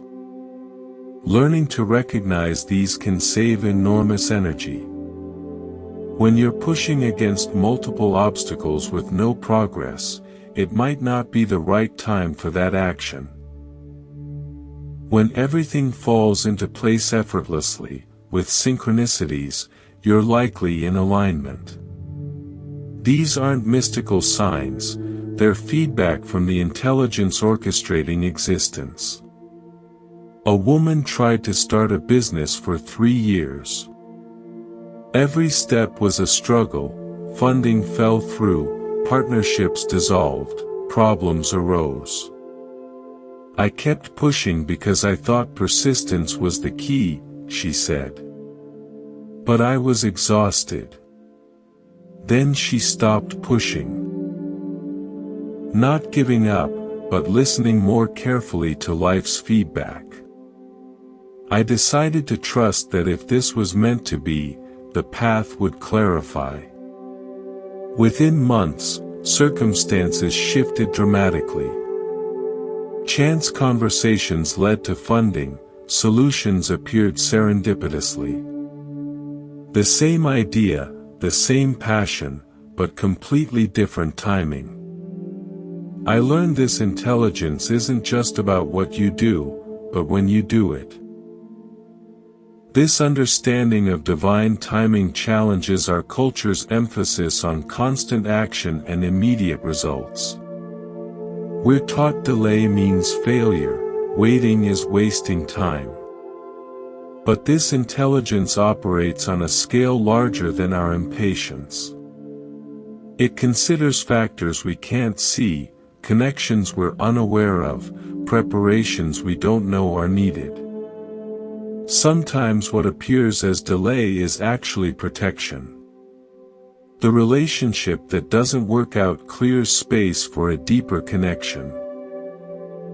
The job you don't get leads to an unexpected opportunity. The postponed move allows circumstances to align more favorably. What feels like life working against you might be life working for you in ways you don't yet understand. Learning to trust this pattern requires cultivating what's called beginner's mind, approaching situations with curiosity rather than fixed expectations. Instead of insisting life conform to your timeline, become interested in discovering life's timeline. Instead of forcing predetermined outcomes, remain open to unconsidered possibilities. This doesn't mean abandoning goals. It means holding intentions lightly while staying alert to how they want to manifest, like a jazz musician who knows the melody but remains open to improvisation. The practice involves paying attention to subtle signals. Notice when your energy feels expansive versus contracted around decisions. Observe when opportunities multiply versus when obstacles persistently appear. Pay attention to sleep, dreams, and overall sense of flow in different directions. Your body and intuition often recognize this intelligence before your rational mind does. There's also wisdom in distinguishing resistance that comes from ego, stepping outside comfort zones, confronting old patterns, from resistance that comes from swimming against natural current. The first calls for courage. The second calls for patience and flexibility. Learning the difference is crucial. There's a concept of effortless effort, action that is both decisive and relaxed, purposeful yet yielding. This isn't contradiction, it's recognition that true effectiveness comes from aligning personal will with natural law. When you're moving with this flow, actions feel both important and easeful, with a sense of inevitability. You can cultivate this alignment through simple practices. Before important decisions, pause and sense into options, noticing which feel expansive, which contractive. Pay attention to dreams and synchronicities around different paths. Trust wisdom emerging from stillness as much as analysis from thinking. Sometimes this intelligence asks for quick action amidst uncertainty. Other times it asks for patient waiting amidst discomfort. It knows when all pieces are in place for something to emerge successfully. Your role isn't to control that timing, but to recognize and respond appropriately. This transforms your relationship with uncertainty. Instead of seeing the unknown as threatening, you sense it as pregnant with possibility. Instead of needing the entire plan, you become comfortable moving forward with just enough light for the next step. This is how all natural growth occurs. Right now, something in your life is trying to unfold according to this natural timing rather than your personal schedule. Maybe it's a creative project evolving beyond your original vision, a relationship deepening more slowly than you'd prefer, a career transition taking longer than expected, healing happening in layers. Can you sense the intelligence working beneath the surface? Can you feel how forcing might disrupt what wants to emerge naturally? Can you trust that the same wisdom orchestrating galaxies and seasons knows how to orchestrate the circumstances of your life? This is the natural order, not fate, but the harmonious flow that emerges when consciousness and action align with deeper currents. When you learn to read these currents and move with them, life becomes less struggle and more dance. You still participate fully, but from cooperation rather than resistance. The intelligence is always there, running through everything, orchestrating perfect unfolding. Your invitation is to notice it, trust it, and let it guide you home. There's an old tale of a king who wanted to cover his entire kingdom in soft leather so his subjects would never walk on rough ground. He commanded his advisors to begin this massive undertaking. But one wise advisor suggested, "Your Majesty, instead of covering the kingdom, why not simply cover your feet?" And so, the first shoes were created. This story reveals something profound about the human condition. We spend enormous energy trying to make the world conform to our comfort instead of learning to move through it skillfully. We attempt to control circumstances fundamentally beyond our influence, while overlooking the one thing we can truly govern, our response to what happens. The illusion of control is one of the mind's most seductive and exhausting traps. It promises that with enough planning, hard work, and worry, you can guarantee specific outcomes. It whispers that safety comes from managing every variable. But this promise is impossible to fulfill, and the attempt leaves you perpetually anxious and defeated. The desire to control is rooted in a fundamental misunderstanding. we imagine ourselves as separate entities navigating a hostile universe that must be conquered. But we're actually part of an interconnected web where everything influences everything else in ways too complex to fully manage. Yet we persist.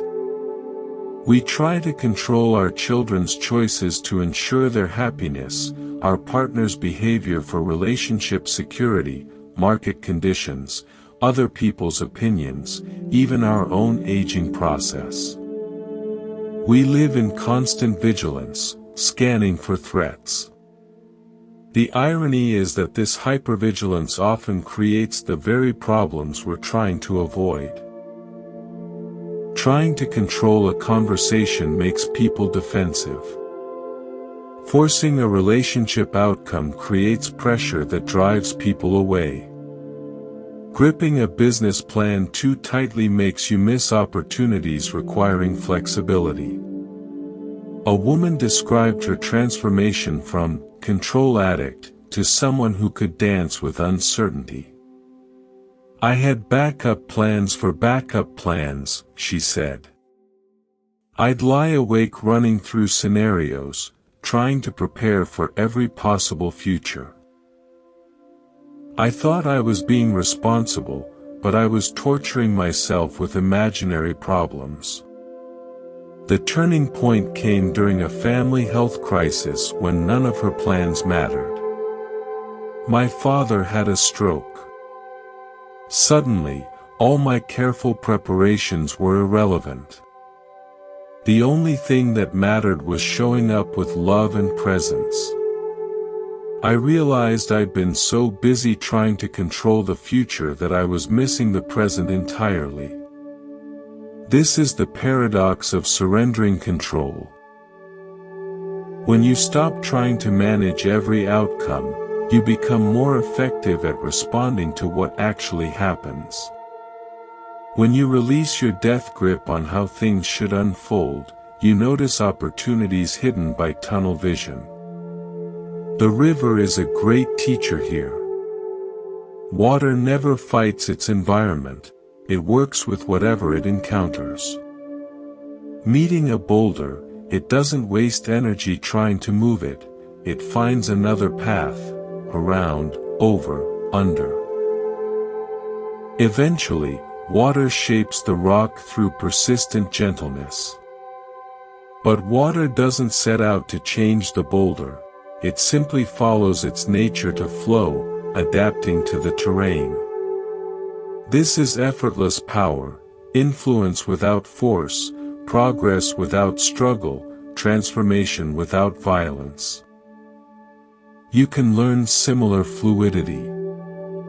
When encountering obstacles, instead of immediately strategizing removal, ask what they might teach you.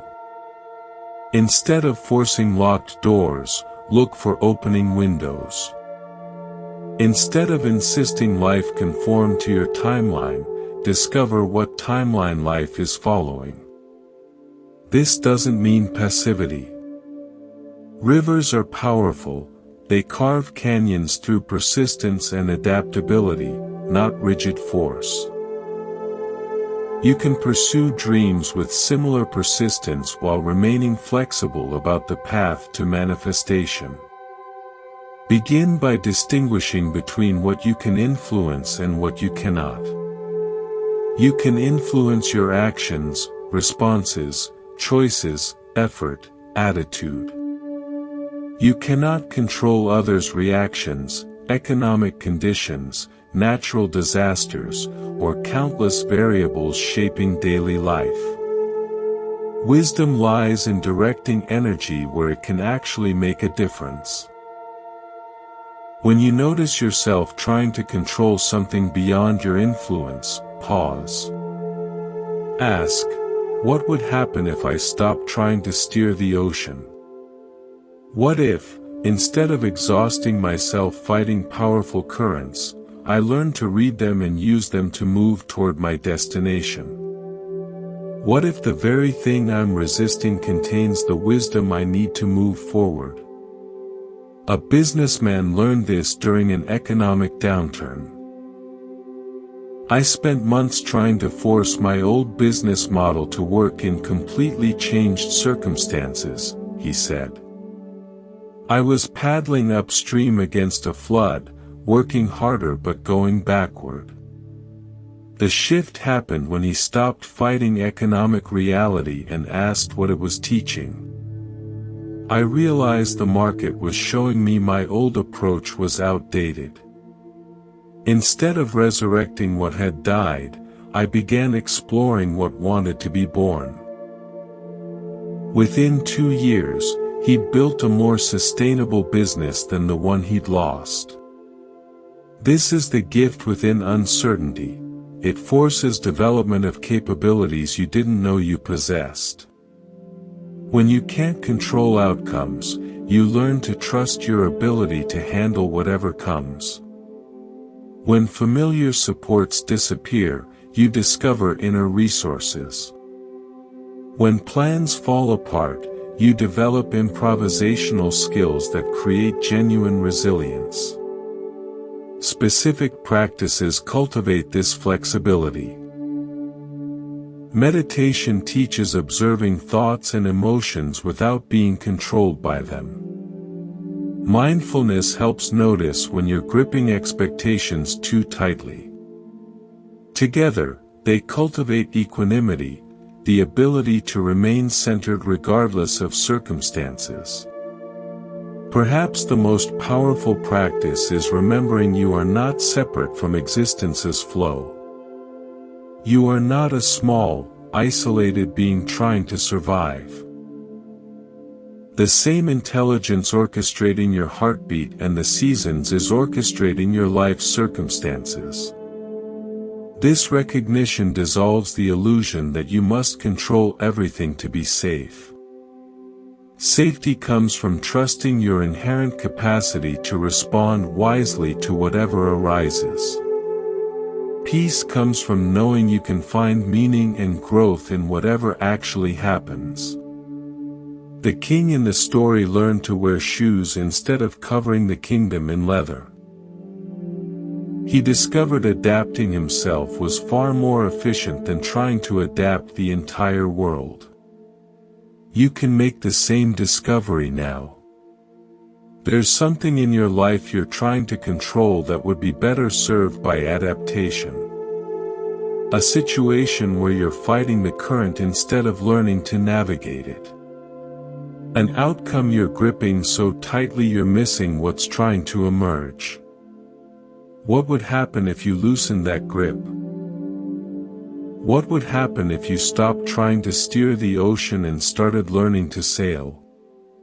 What would happen if you trusted that the same force moving rivers and growing forests knows how to move your life toward its highest expression?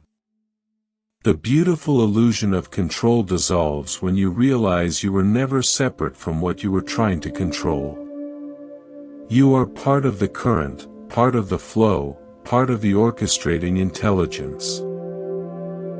When you stop fighting that truth and start embodying it, life becomes infinitely easier and more magical. The ocean doesn't need your steering. It needs your trust. The stranger who smiled at you this morning changed your day in ways you'll never fully know.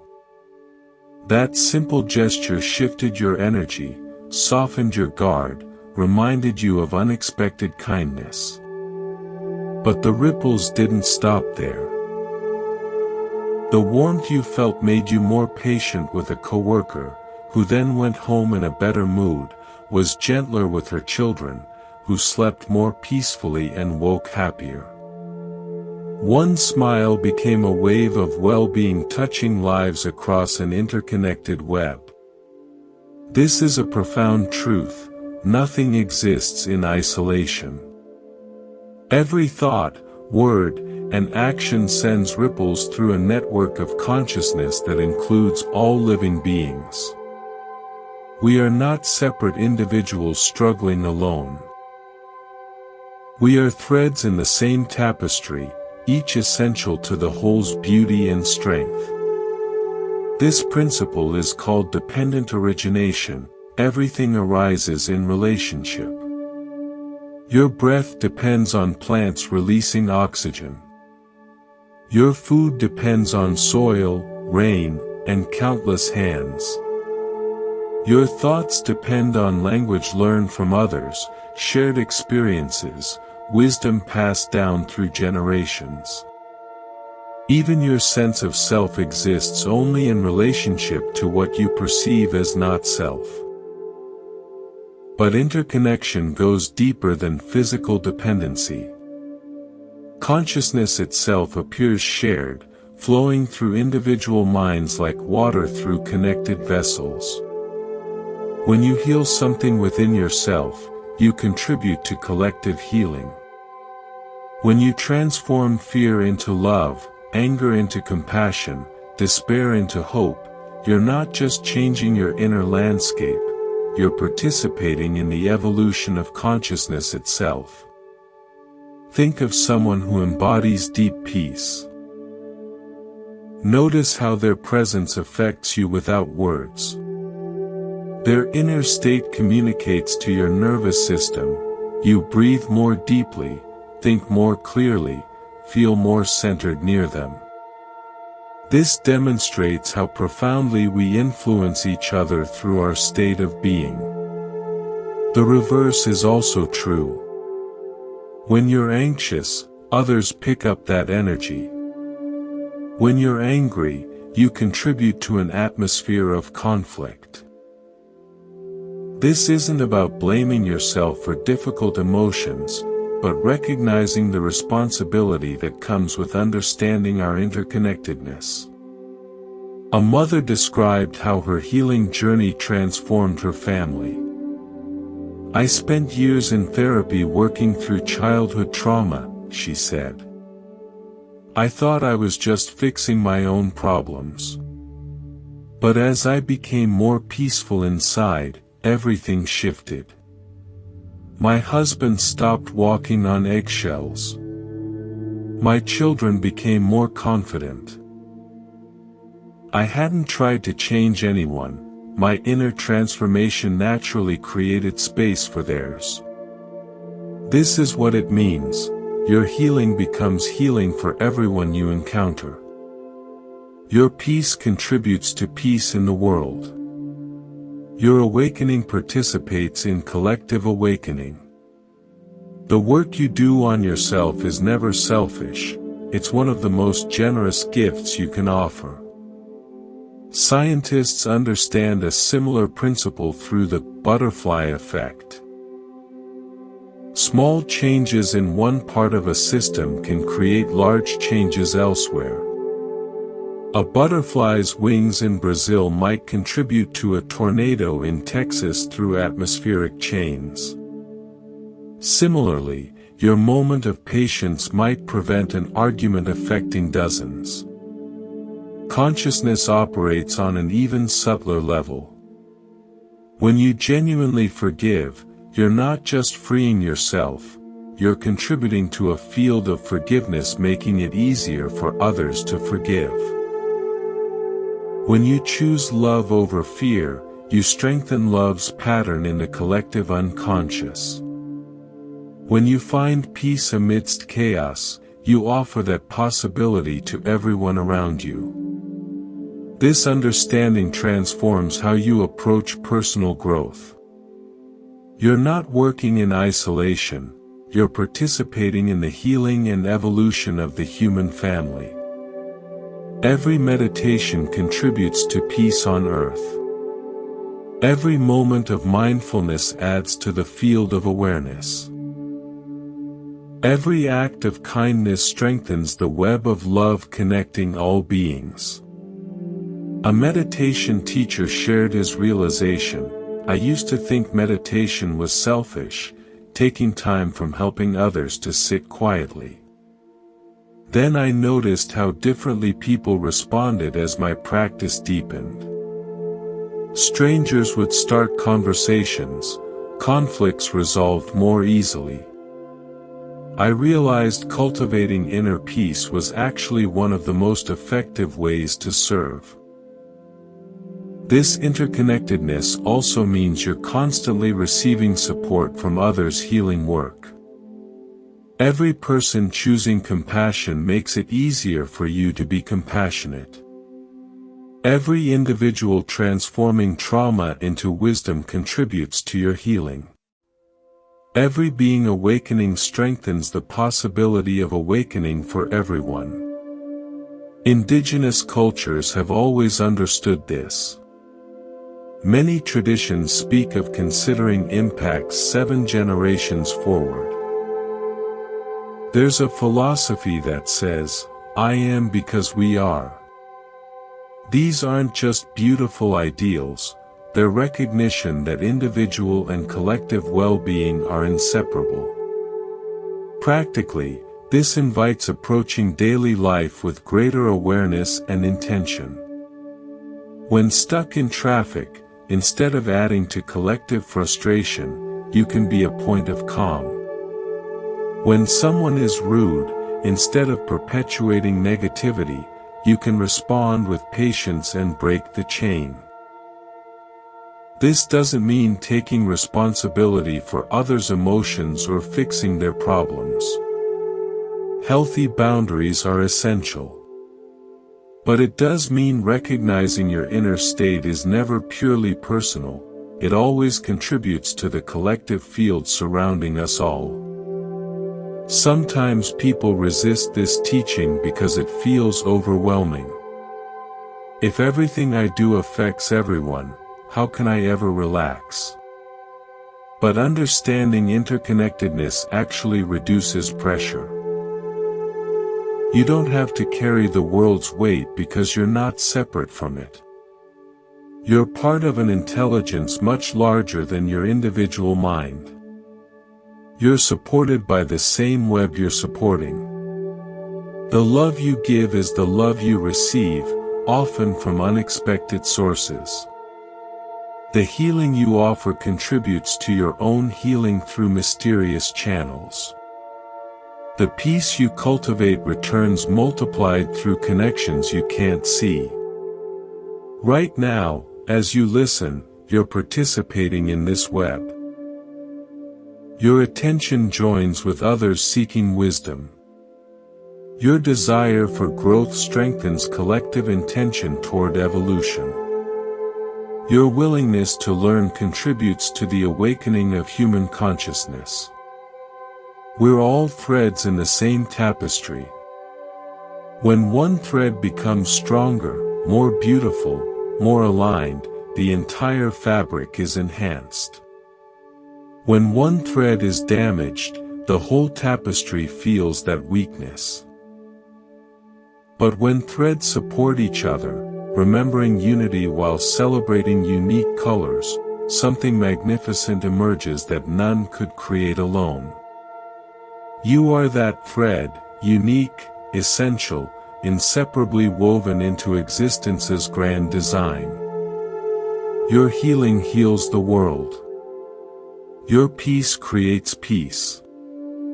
Your love multiplies love in ways you'll never fully comprehend but can always trust.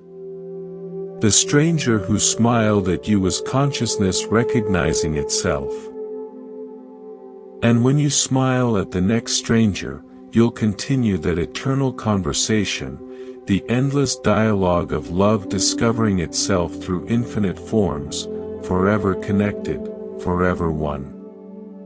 She changed nothing about her external life, same job, apartment, routine, people.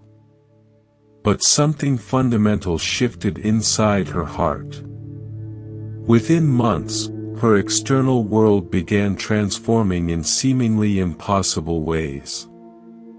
The difficult boss became supportive. New opportunities appeared. Strained relationships began healing. I didn't change anything, she marveled. But everything changed. This woman discovered a profound teaching: reality is far more responsive to consciousness than most realize. The external world isn't a fixed environment you must adapt to or fight, it's more like a mirror, constantly reflecting the quality of awareness you bring to each moment. When you transform your inner landscape, the outer landscape shifts to match it in ways that can feel miraculous. Most of us have this backward. We think we need to change circumstances to feel different. We believe once we get the right job, relationship, or money, then we'll be happy and peaceful. But the teaching is the opposite. When you cultivate happiness and peace from within, your external circumstances naturally align to support and reflect that inner state. This isn't wishful thinking, it's recognition of how consciousness operates. Your perception shapes your reality more than reality shapes your perception. When you see the world through fearful eyes, you notice threats everywhere and unconsciously create more situations to fear. When you see through grateful eyes, you notice abundance and create more to appreciate. The mind is the forerunner of all experience. Before anything appears externally, it first appears in consciousness as an expectation, belief, or way of seeing. These mental formations influence how you move through the world, what opportunities you notice, how people respond to your energy. Change the inner formations, and the outer formations must change. A man transformed a hostile work environment through this principle. I was convinced my colleagues were sabotaging my projects, he said. I went to work defensive and suspicious, and sure enough, I found evidence everywhere.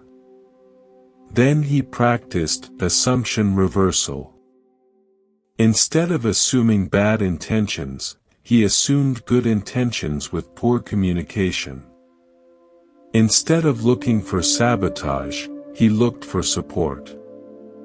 Instead of approaching defensively, he approached with curiosity and goodwill. Nothing changed except my lens. But within weeks, everything was different. The same people became inclusive. Struggling projects gained unexpected support. His change in perception created a different experience of the same workplace. This is the mirror principle. The world reflects the energy you project.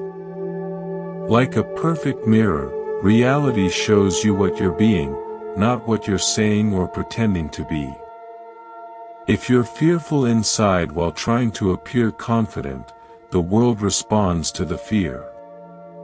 If you're loving inside amidst challenges, the world responds to the love. The mirror doesn't judge, it simply reflects. If you don't like what you see externally, the solution isn't to fight the mirror, it's to change what you're presenting to be reflected. Transform your inner state, and watch your outer experience shift to match. This works because consciousness isn't confined to your individual mind, it's a field extending beyond your body, influencing everything around you subtly but powerfully. When you genuinely embody peace, you create a field of peace others feel and respond to. When you authentically embody love, you create a field of love drawing loving responses. A teacher discovered this when she stopped trying to control disruptive students and started embodying the calm attention she wanted them to have. I spent years fighting chaos in the classroom, exhausted daily, she said. Then I realized I was contributing through my own internal agitation. She began each day meditating, arriving centered and peaceful. Instead of bracing for problems, she held intention for learning and connection. The change was almost immediate.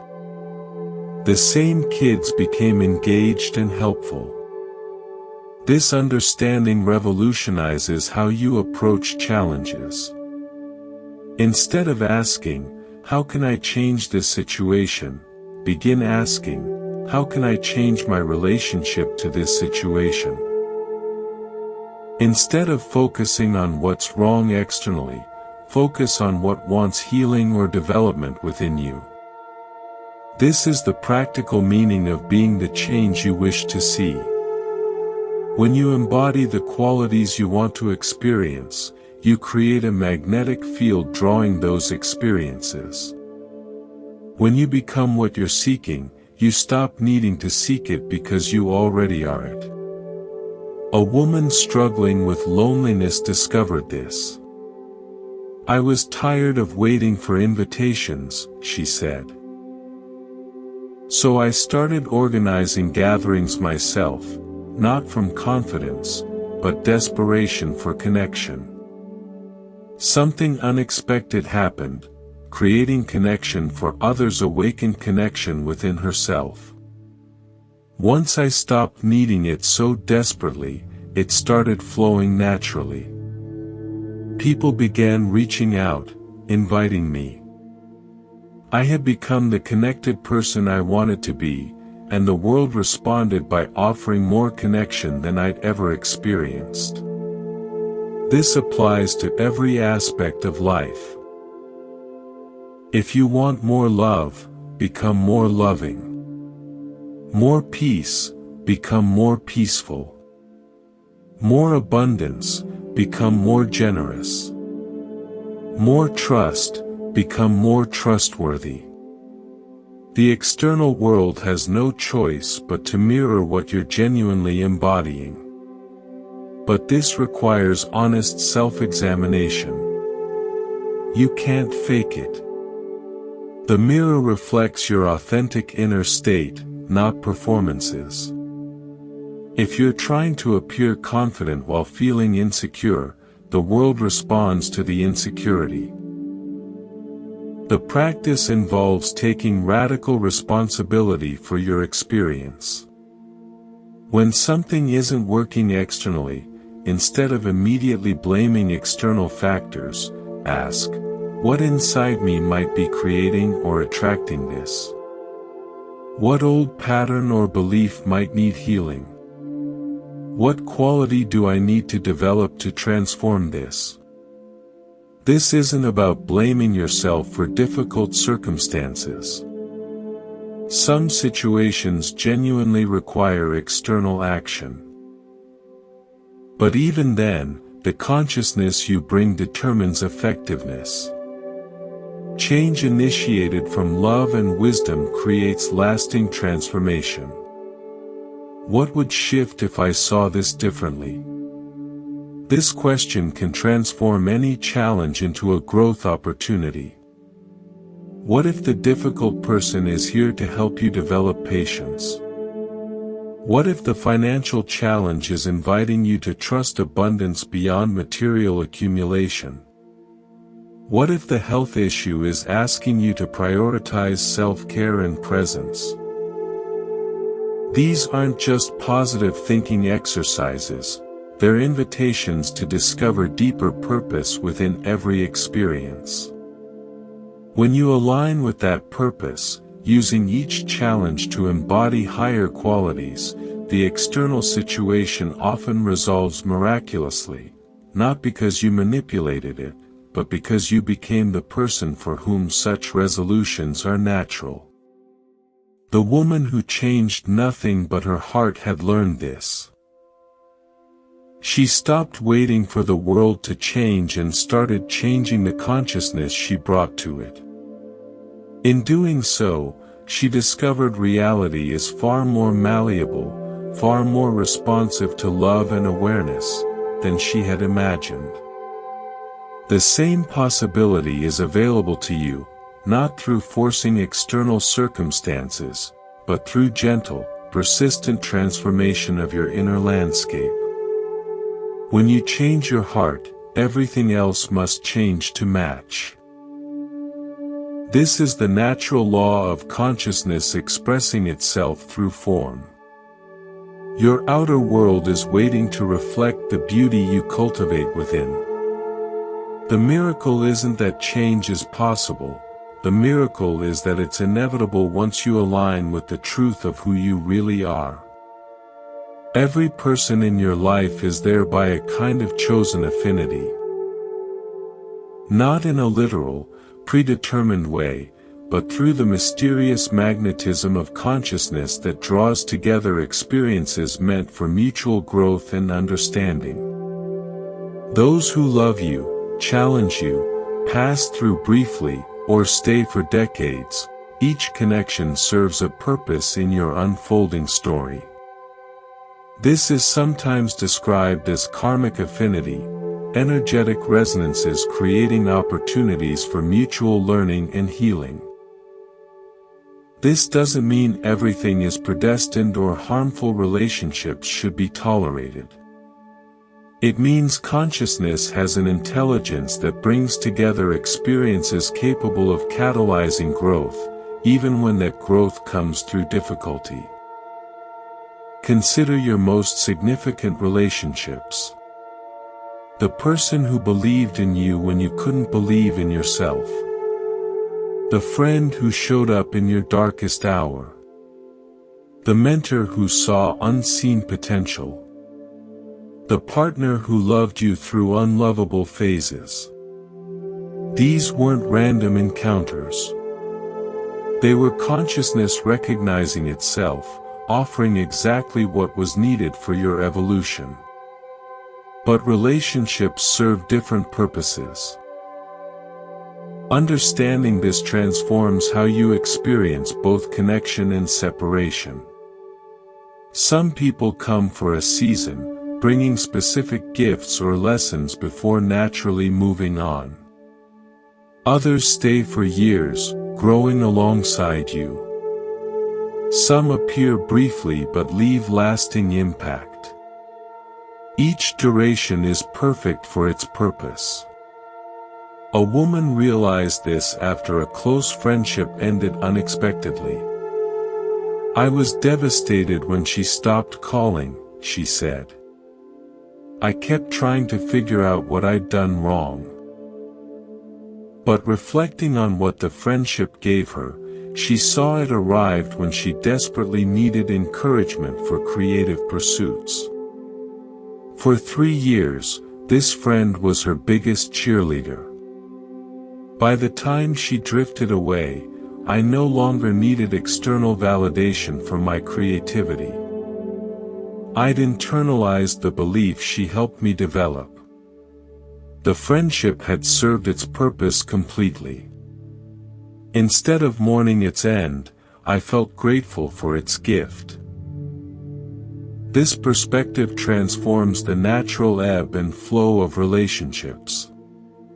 Instead of clinging to connections wanting to evolve or end, you can appreciate what each person brought and trust that when someone's role is complete, space opens for new connections serving your continued growth. Perhaps the most challenging teaching involves those who have caused pain. It suggested that even difficult people serve as teachers, though this requires careful understanding to avoid harmful interpretations.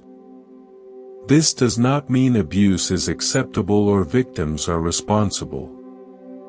It means consciousness has the remarkable ability to extract wisdom from painful experiences when approached with awareness and support. Even those who hurt you came, in the complex web of existence, to teach you something. This must be approached with great care and compassion. It's not about justifying harmful behavior or suggesting you remain in dangerous situations. It's about recognizing that your response to difficult people can become a source of strength, wisdom, and deeper self-understanding. A man shared his healing journey from a childhood with an alcoholic father. For years, I was consumed with anger, he said. I felt robbed of a normal childhood. The idea that he was my teacher felt like spiritual bypassing of real trauma. Through therapy and practice, he began to see differently. I realized growing up in that environment made me incredibly sensitive to others' emotions. I could read a room instantly, know when someone was struggling, offer the right support. The hypervigilance that was survival in childhood became compassion in adulthood. He became a counselor helping others navigate family addiction. My wounds became my healing gift to the world. This doesn't make what happened okay. I still did years of healing work, but recognizing how the experience shaped my capacity for empathy helped transform pain into purpose. This is the delicate wisdom about difficult relationships, not that suffering is good, but that consciousness can metabolize painful experiences into wisdom when approached skillfully. The key is timing, support, and never bypassing legitimate needs for healing and boundaries. Sometimes the teaching isn't about developing positive qualities, but learning what you won't tolerate. The person who repeatedly breaks promises teaches the importance of reliability. The one who violates boundaries shows why boundaries matter. The draining relationship reveals what nourishing connection feels like. There are also what are called spiritual friendships, relationships oriented toward mutual awakening. These are people who see your highest potential and gently call you toward it, who support your growth even if it means outgrowing old patterns, who love enough to tell difficult truths with kindness, who celebrate your victories without jealousy and hold space for struggles without fixing. These relationships are rare and precious, characterized by mutual respect, genuine care, and shared commitment to consciousness. When you find such connections, treasure them. When you become this friend to others, you offer one of life's greatest gifts. Observing your patterns across relationships is also revealing. Do you consistently attract people who need rescuing? Find yourself giving more than receiving? Abandon yourself to keep others comfortable? Struggle with intimacy when things get close? These patterns point to places within wanting healing and integration. A woman noticed she repeatedly befriended people in crisis. I was always the helper, she said. I felt useful but exhausted, and my own needs were never addressed. Through reflection, she realized this stemmed from childhood where her value depended on helping her struggling mother. This awareness allowed her to choose more balanced relationships. Gratitude for all encounters doesn't mean pretending harmful relationships were wonderful. It means recognizing every connection, pleasant or difficult, has contributed to your understanding. The person who betrayed you taught discernment. The one who loved unconditionally showed what's possible. The friend who grew in different directions reminded you that change is natural. Right now, consider people in your life. What might each relationship be here to teach? The irritating colleague might be showing something about patience or boundaries. The triggering family member might reflect an aspect of yourself needing attention. The inspiring person might be modeling qualities you're ready to develop. We are all walking each other home. Every interaction is an opportunity for mutual awakening, healing, and growth. When you see others as fellow travelers rather than obstacles or objects, relationships become sacred encounters. Some will stay for chapters, others for a sentence that changes everything. Some will be antagonists creating tension that forces growth, others will be allies providing support. All are necessary for your journey's fullness. The greatest gift you can offer anyone is your own awakening. When you heal your wounds, you stop unconsciously wounding others. When you find inner peace, you become a peace source. When you learn to love yourself completely, you can love others without attachment or expectation. Every person in your story is there through the mysterious intelligence of consciousness seeking to know itself more completely. Honor their presence, learn from their gifts, and release them with gratitude when their chapter ends.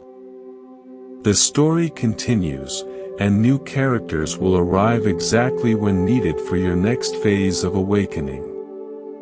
Do you keep attracting similar situations? The same relationship drama with different faces, the same financial challenges in new disguises, the same workplace conflicts in different offices, the same family dynamics across generations. If honest, you'll likely notice life patterns circling back like a song on repeat. Life is the most patient teacher. It doesn't give up when you fail to understand the first, 10th, or 50th time. It presents the same essential lesson in slightly different forms until you develop the awareness and skills to graduate to the next level. This isn't punishment or evidence you're broken. It's how consciousness learns and evolves. Just as a child practices writing the same letter until muscle memory develops, life gives repeated opportunities to practice new ways of being until they become natural. Repetition happens because unresolved patterns in consciousness continue creating similar experiences. If you consistently react to conflict with anger, you'll keep attracting situations triggering anger until you learn to respond differently. If you habitually sacrifice needs to avoid disappointing others, you'll keep finding relationships taking advantage until you develop healthy boundaries. A woman described her pattern of attracting emotionally unavailable partners for 15 years. I kept blaming them, thinking I had bad luck in love, she said. But eventually, I faced the uncomfortable truth: I was the common denominator.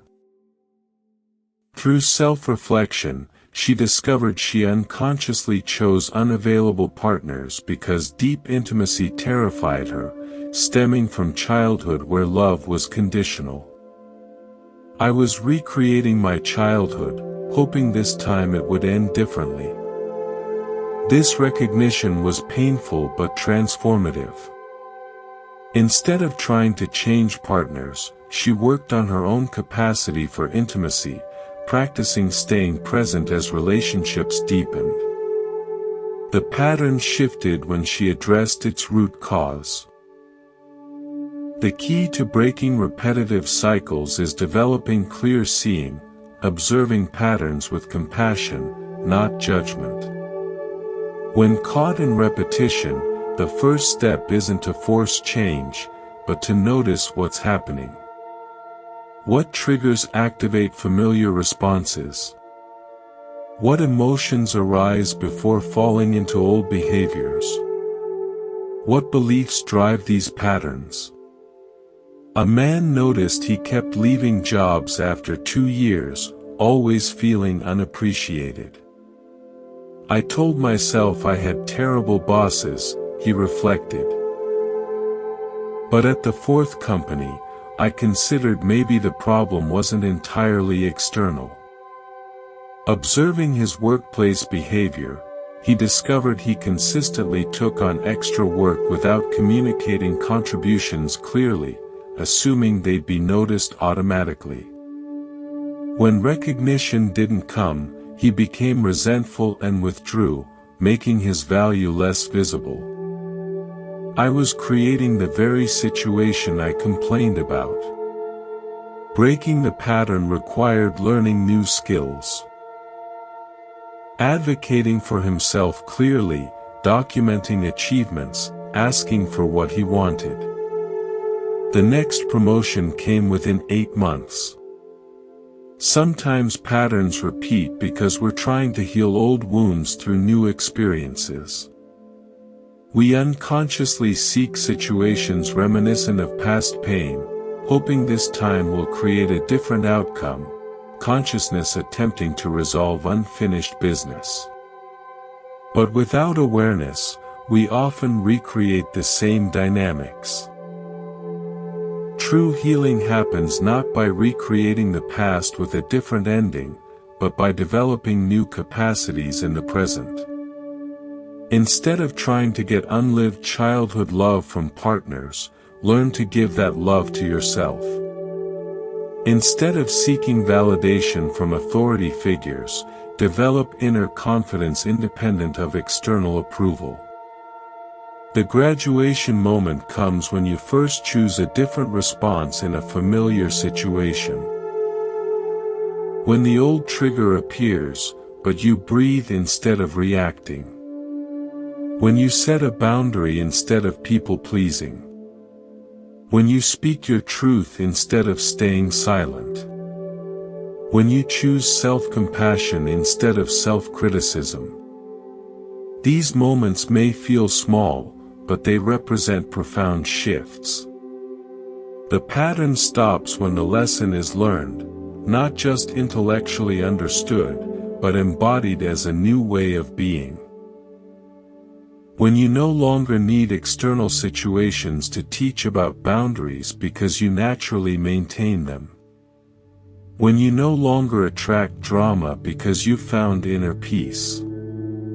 When you no longer repeat self-destructive behaviors because you genuinely value your well-being. This doesn't mean challenges cease. Life continues offering growth opportunities, but they evolve to match your expanding capacity. Lessons become more subtle, growth more refined. You might graduate from learning basic self-worth to exploring advanced compassion, from mastering personal boundaries to developing wisdom about when boundaries should be flexible. Sometimes people resist this teaching because it seems to place responsibility for difficult experiences on the person experiencing them. This isn't about blame or suggesting people create all their own suffering.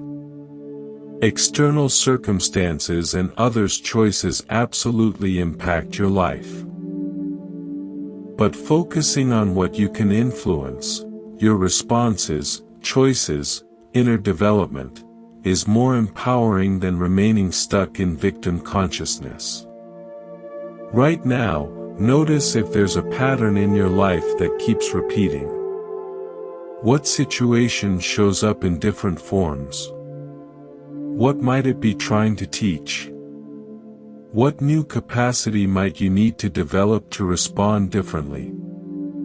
What would change if you saw this pattern as a patient teacher rather than a persistent problem? The repetition isn't evidence of your failure. It's evidence of life's commitment to your growth. It's proof consciousness believes in your ability to learn, change, and evolve. It's an invitation to develop qualities you didn't know you possessed. When you finally learn what life has been trying to teach, the relief is profound, not because the challenge disappears, but because you realize you now have the tools to meet it skillfully. The pattern that once felt like a prison becomes a doorway to freedom. The lesson that once seemed impossible becomes the foundation for everything that follows. Life is endlessly patient, endlessly creative, endlessly committed to your awakening. The same situation will keep returning until you develop the consciousness to transform it. And when you do, you'll wonder how something that once seemed so difficult could become so simple. The pattern stops when the lesson is learned. And then the real adventure begins. Your consciousness chose this life, these challenges, this timing, not in a predetermined way removing free will, but through the natural magnetism of awareness seeking specific experiences for growth and understanding. The family you were born into, the era you arrived, your unique combination of gifts and struggles, none of this is random. It's consciousness organizing itself to learn what can only be learned through your unique perspective. This isn't about fate or divine planning. It's that awareness has an intelligence drawing toward experiences capable of expanding understanding and compassion, like iron filings arranging around a magnet.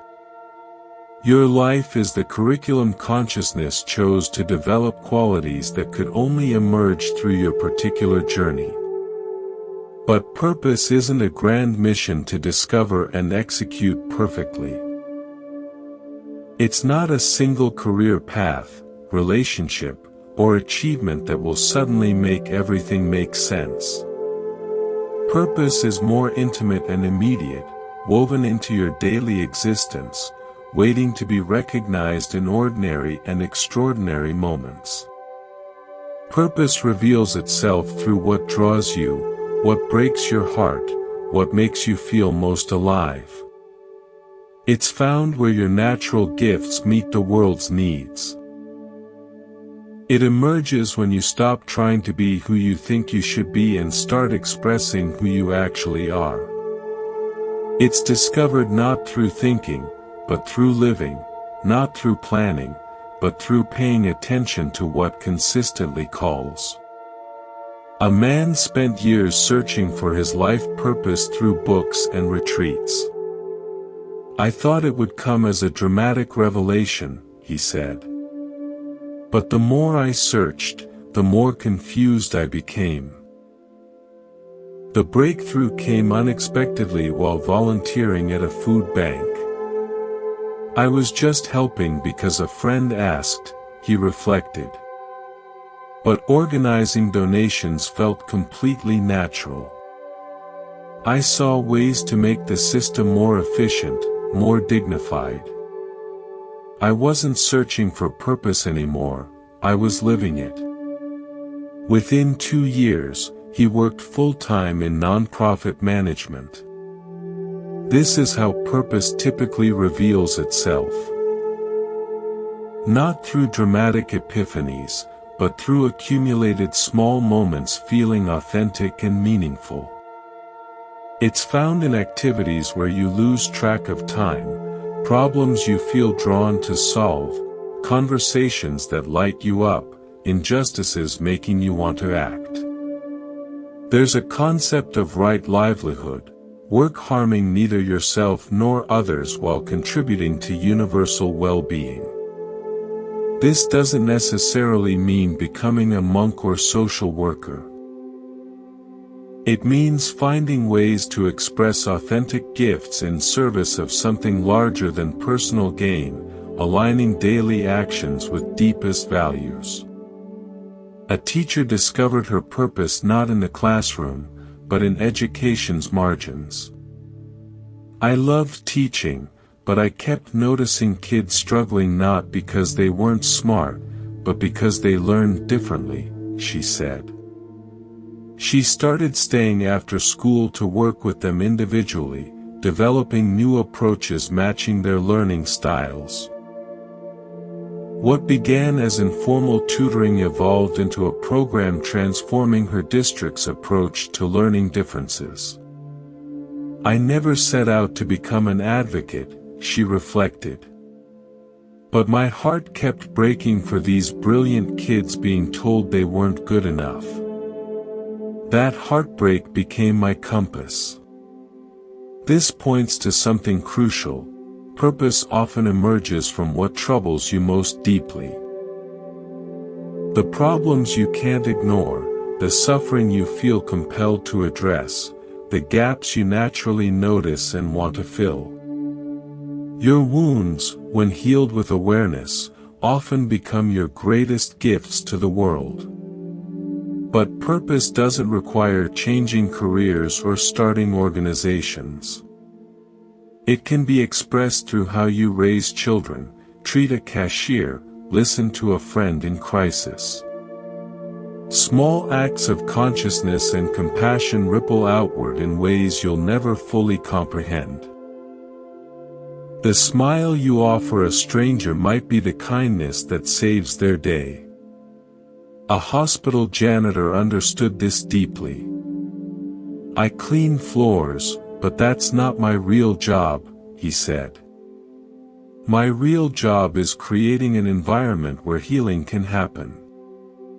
I pay attention to worried families, notice when someone needs directions or a kind word." Colleagues and patients recognized him as one of the most important people in the facility. Purpose isn't about status or recognition, he reflected. It's about bringing your whole self to whatever you're doing and remembering everything affects everything else. This understanding transforms how you approach current circumstances. Instead of waiting for the perfect opportunity to express purpose, begin expressing it wherever you are with whatever resources available. Bring consciousness to mundane tasks. Offer presence to routine interactions. Look for ways to serve even in situations that don't feel particularly meaningful. What makes you come alive? This question cuts through noise about what you should do or others expect. It points to the intersection of your authentic nature and your contribution. Maybe it's creating beauty through art, solving complex problems, nurturing growth in people or communities. The feeling of coming alive is your consciousness recognizing its natural expression, a sense of rightness when inner nature meets the world's needs. It's not always easy or comfortable. True aliveness often requires courage, vulnerability, and growth. But it has an authenticity that can't be faked. A woman realized her purpose was helping people die with dignity after caring for her grandmother. "I discovered a natural ability to be present with people in their most vulnerable moments," she said. "I could sit with grief and fear without trying to fix anything." She became a hospice counselor, finding deep fulfillment in work many find difficult. Death work isn't morbid. It's life work. Helping people face mortality with grace helps them live more fully. I come alive in those moments of truth and tenderness. Your purpose may not be dramatic or obvious to others. It might be expressed through raising conscious children, maintaining family traditions, creating beautiful spaces, or simply being a peace presence in chaotic environments. It might involve learning and growing rather than achieving and producing.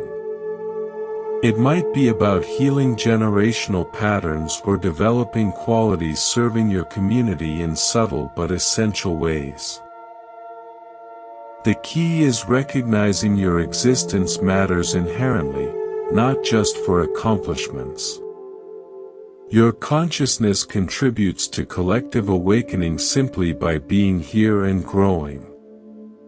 Your journey toward greater awareness, compassion, and authenticity creates ripples touching lives in ways you'll never know.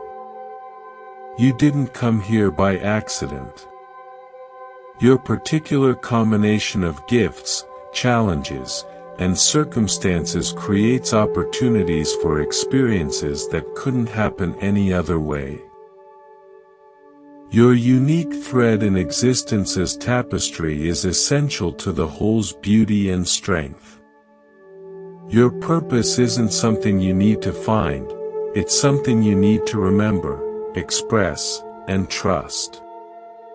Right now, you can begin living purpose more fully, not by changing everything, but by bringing more consciousness to what you're already doing, paying attention to what calls, following what makes you feel alive, trusting consciousness knows what it's doing even when you don't.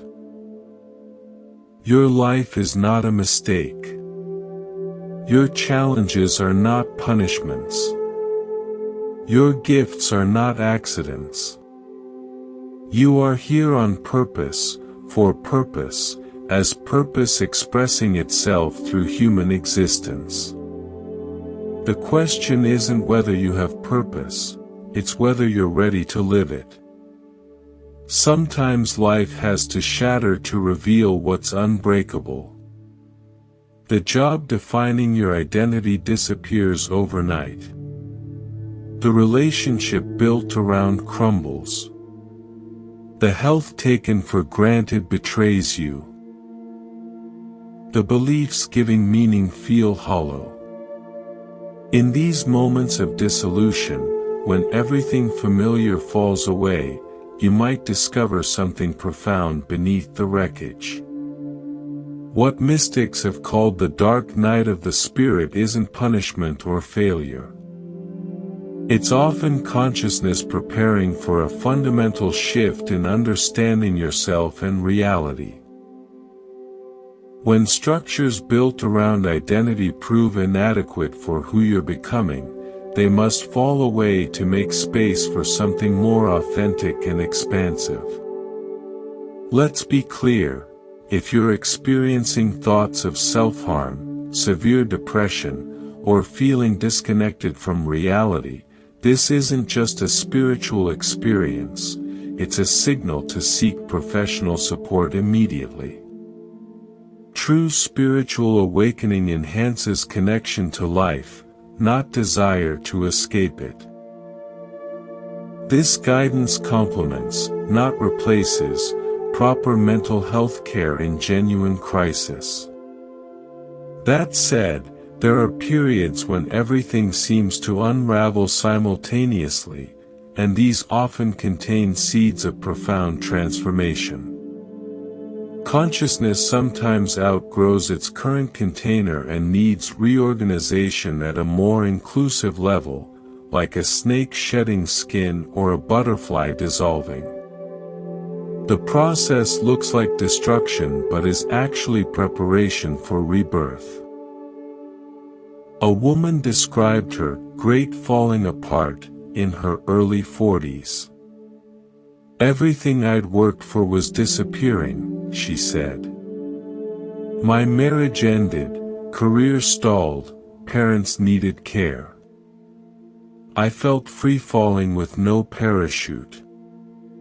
For months, she struggled with depression and anxiety, seeking therapy and support.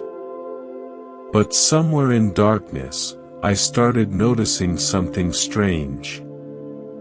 All the roles I'd been playing, perfect wife, successful professional, dutiful daughter, were falling away, but I was still here. Underneath those identities was something that couldn't be destroyed by circumstances. This recognition became her foundation for rebuilding from greater authenticity. I had to lose everything I thought I was to discover who I actually am. The breakdown became a breakthrough, but only after I stopped fighting it and started learning from it. This is the paradox of spiritual crisis. It often requires losing the old self to find the true self. Identities, beliefs, and structures providing security become too small for the consciousness trying to emerge. Like a hermit crab outgrowing its shell, you must venture into temporary vulnerability before finding a more suitable home. The phoenix myth captures this. The bird burns completely to ash before rising renewed. The fire isn't optional, it's essential to regeneration. Similarly, some spiritual growth requires complete dissolution of old patterns before new ones emerge. But unlike the mythical phoenix, human transformation happens in relationship with others and with proper support. The hermit's journey isn't the only or necessarily healthiest path. Crisis can become awakening when you allow trusted others to witness your process, seek guidance from those who've navigated similar territories. Remember, breaking open doesn't mean breaking alone. A man shared his midlife spiritual crisis beginning like clinical depression. "I lost interest in everything that previously motivated me," he said. "Work felt meaningless, social activities empty, hobbies couldn't hold attention." He sought therapy and explored medication, but also studied contemplative traditions. "I discovered what I was experiencing had been described by mystics for thousands of years, the dissolving of ego attachments, questioning all assumptions, the sense nothing solid remained." Understanding this didn't make it easier, but helped me trust the process instead of just enduring it. Over 18 months with therapeutic support and spiritual practice, he emerged with a fundamentally different relationship to meaning. "I stopped trying to extract significance from external achievements and started finding it in simple presence." The depression lifted, but more importantly, I discovered a peace independent of circumstances. This breaking open is making space for something beautiful. When familiar structures of identity and meaning collapse, initially there's terror and disorientation. But in that spaciousness, new possibilities invisible before can emerge. Qualities like compassion, wisdom, and authentic joy suppressed by old patterns finally have room to grow. The key is distinguishing between necessary dissolution and unnecessary suffering. Some pain comes from growth, like muscle discomfort or heart expansion. Other pain comes from resisting growth, fighting natural change. Spiritual crisis often involves both. Wisdom lies in knowing when to surrender and when to seek support. Attachment to any fixed identity causes suffering because consciousness is naturally fluid and expansive. Clinging too tightly to being the successful one, the helper, the strong one limits capacity to respond authentically to new situations. Crisis forces release of limited self-concepts, creating space for a more flexible, inclusive sense of identity. This doesn't mean all crisis leads to awakening or suffering is noble. Many experience genuine trauma without spiritual benefit. It would be cruel to suggest otherwise. But for those in periods of deep questioning and dissolution, understanding the potential transformative nature can provide hope and direction. The process isn't linear or predictable. There are days of progress and days of feeling drowned, moments of insight followed by confusion. The old self doesn't die gracefully, the new self doesn't emerge fully formed. Patience and self-compassion are essential companions. If you're currently where everything feels uncertain, remember dissolution often precedes creation. The caterpillar doesn't know it will become a butterfly entering the cocoon, it only knows its old way is unsustainable. Trust consciousness knows what it's doing, even when your mind can't make sense. But also remember, seeking support isn't spiritual weakness. Therapists, trusted friends, spiritual directors, support groups can provide essential guidance. The hermit's path isn't the only path. Isolation can sometimes deepen crisis. What feels like an ending might be the beginning you've been unconsciously preparing for your entire life. What seems like failure might be liberation from success that was never truly yours. What appears to be falling apart might be falling together in a way you couldn't have imagined or planned. This breaking open is making space for something beautiful, something more authentic, compassionate, aligned with your deepest truth. The phoenix rises not because fire was pleasant, but because fire was necessary for transformation. And you have everything within needed to rise as well. What if you stopped fighting and started dancing? What if instead of bracing against life's rhythms, you learned to move with them?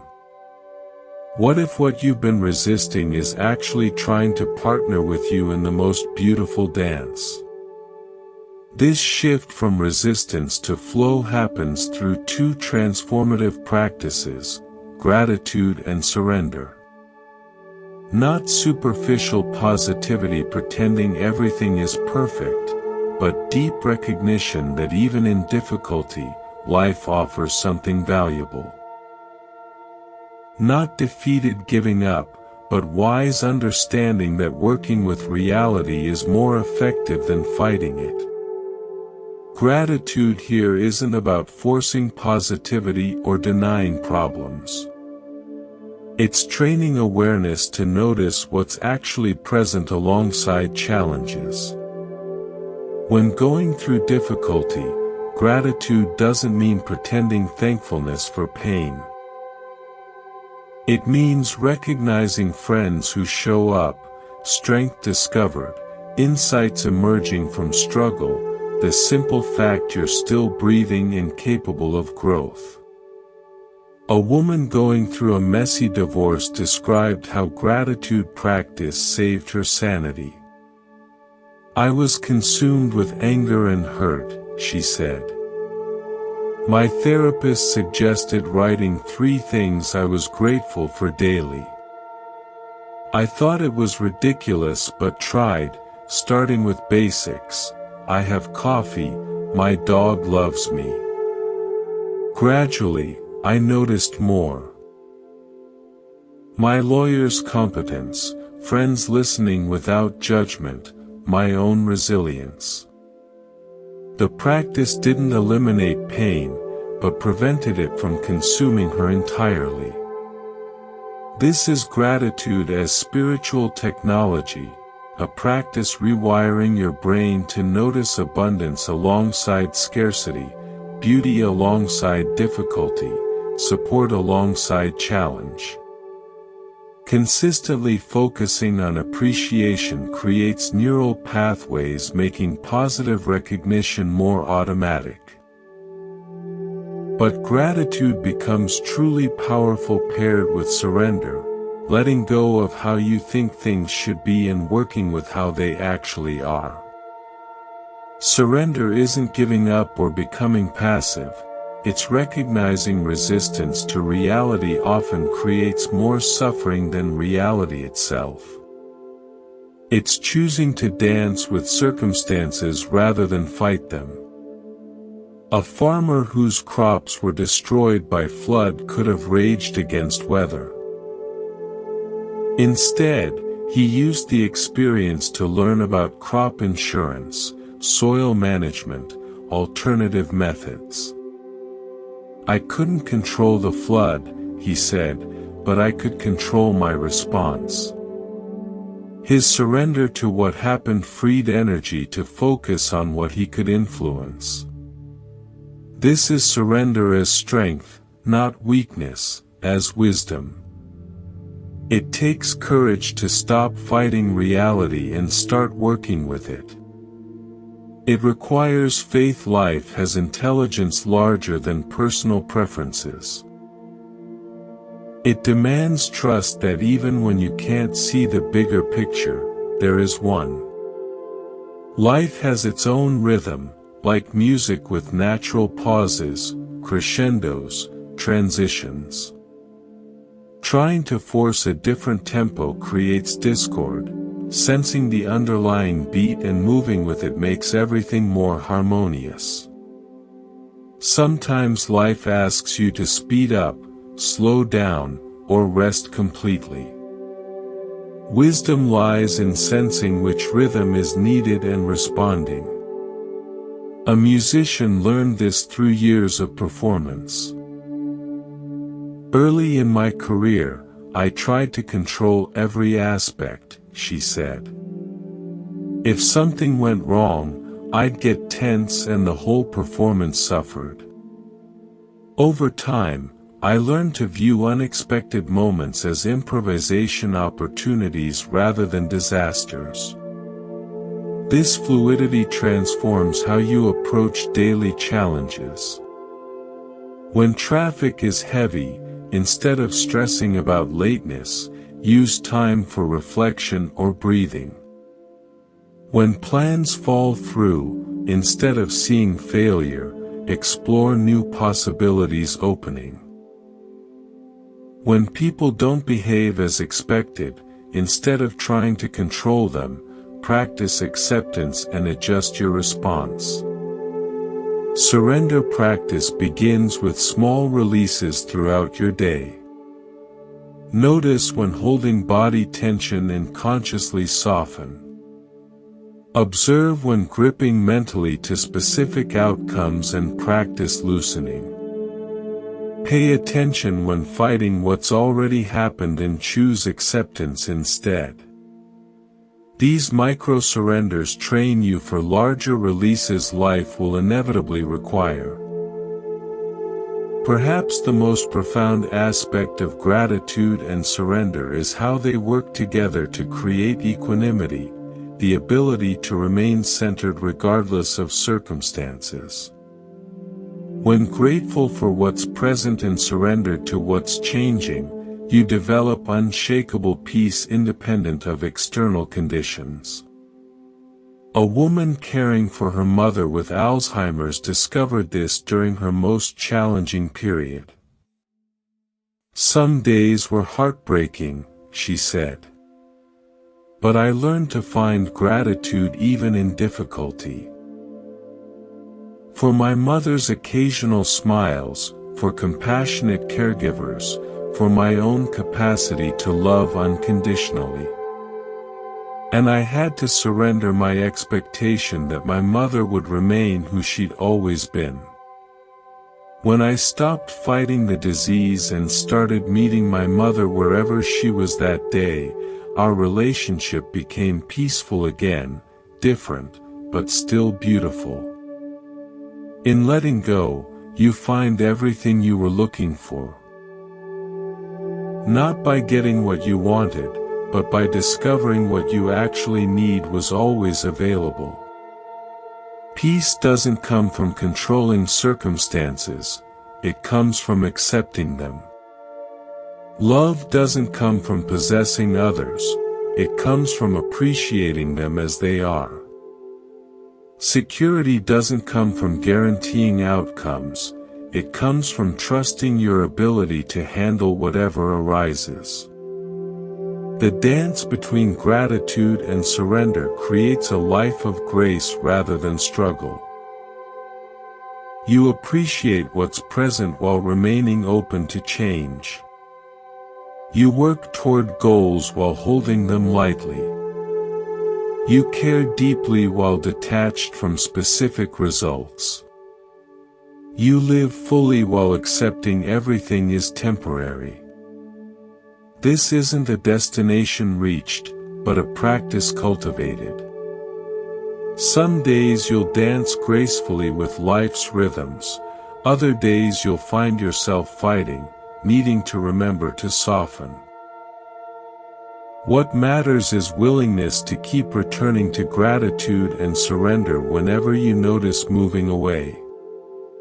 Right now, there's something in your life asking for gratitude, something simple and present you might take for granted. And something asking for surrender, an expectation or control you're holding, creating unnecessary tension. What would happen if you softened around both? What would happen if you stopped fighting and started dancing? The music has been playing all along. Life is waiting for you to join the dance. And here you are, having traveled so far to arrive exactly where you started 3 hours ago.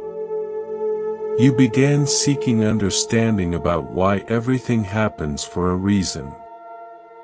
You've explored ancient wisdom and modern insights, heard transformation stories, discovered teachings guiding seekers for 2,500 years. Now, having traversed consciousness landscapes most never explore, you find yourself at the most profound destination. This present moment, exactly as it is. All seeking eventually leads home to what was never lost. You didn't need to travel to find peace, you needed to remember peace is your natural state. You didn't need to become someone different to experience love, you needed to recognize love is what you are. You didn't need to fix your life to feel whole, you needed to see wholeness was always here, waiting beneath brokenness stories. Think how much has shifted in your understanding during this time. Random events revealed themselves as part of intelligent unfolding. Painful experiences showed hidden gifts of strength and wisdom. Challenging people became teachers in disguise. Frustrating patterns became growth doorways. Everything seeming chaotic proved perfectly orchestrated by wisdom larger than your individual mind. You've learned impermanence isn't your enemy, but your liberation, freeing you from clinging to what was never meant to stay. You've discovered thoughts and actions create ripples across existence's ocean, connecting you to every being subtly and profoundly. You've practiced letting go of attachments creating suffering, finding love multiplies when shared without possession. You've explored acceptance art, learning to flow with life's currents rather than exhausting yourself swimming upstream. You've found meaning hidden within deepest struggles, understanding consciousness uses even painful experiences as transformation raw material. You've practiced mindfulness, discovering the present moment contains everything you've sought in past and future. You've witnessed how changing inner landscape automatically shifts outer experience, proving reality is far more responsive to consciousness than most realize. You've seen how chaos serves transformation, breaking down outdated structures to make space for new growth. You've learned to trust the natural intelligence orchestrating existence with perfect timing. You've released the beautiful illusion of control, discovering cooperation with life's flow is more effective than resistance. You've recognized the web of connection including every being, understanding your healing contributes to all healing. You've explored how inner changes create outer miracles, learning the world mirrors whatever consciousness you authentically embody. You've appreciated people in your story as precisely the teachers needed for your unique journey. You've understood why life repeats lessons until truly learned and integrated. You've connected with deeper purpose, recognizing you didn't come here by accident, but through natural magnetism of awareness seeking growth. You've reframed crisis as awakening opportunity, seeing sometimes everything must fall apart to reveal what's truly unbreakable. You've cultivated gratitude and surrender, learning to dance with life's rhythms rather than fight them. Through it all, you've discovered you are not separate from the wisdom that created you. You are that wisdom temporarily forgetting itself and remembering again. But perhaps most importantly, you've experienced community emerging when consciousness recognizes itself in different forms. As you've listened, you've connected to countless others across the globe, in different time zones and circumstances, seeking the same truths, asking the same questions, longing for the same peace. You are not alone in this journey. You never have been. To everyone who has traveled this far, thank you. Thank you for willingness to question, grow, remain open when easier to stay closed. Thank you for choosing consciousness over unconsciousness, love over fear, understanding over judgment. Thank you for doing inner work, healing not just your life, but contributing to our entire human family's awakening. If these teachings have touched you, share them with someone who might benefit. If these stories have reminded you of your own wisdom, trust that inner knowing more deeply. If these practices have brought peace, continue cultivating them daily. If this time together has helped you remember who you really are, let that remembering guide choices from this moment forward. The journey doesn't end here, it begins here. Every moment offers new opportunity to apply timeless truths to immediate circumstances. Every interaction becomes a chance to practice presence, compassion, and wisdom. Every challenge becomes an invitation to trust deeper intelligence orchestrating your existence. You came seeking to understand why everything happens for a reason.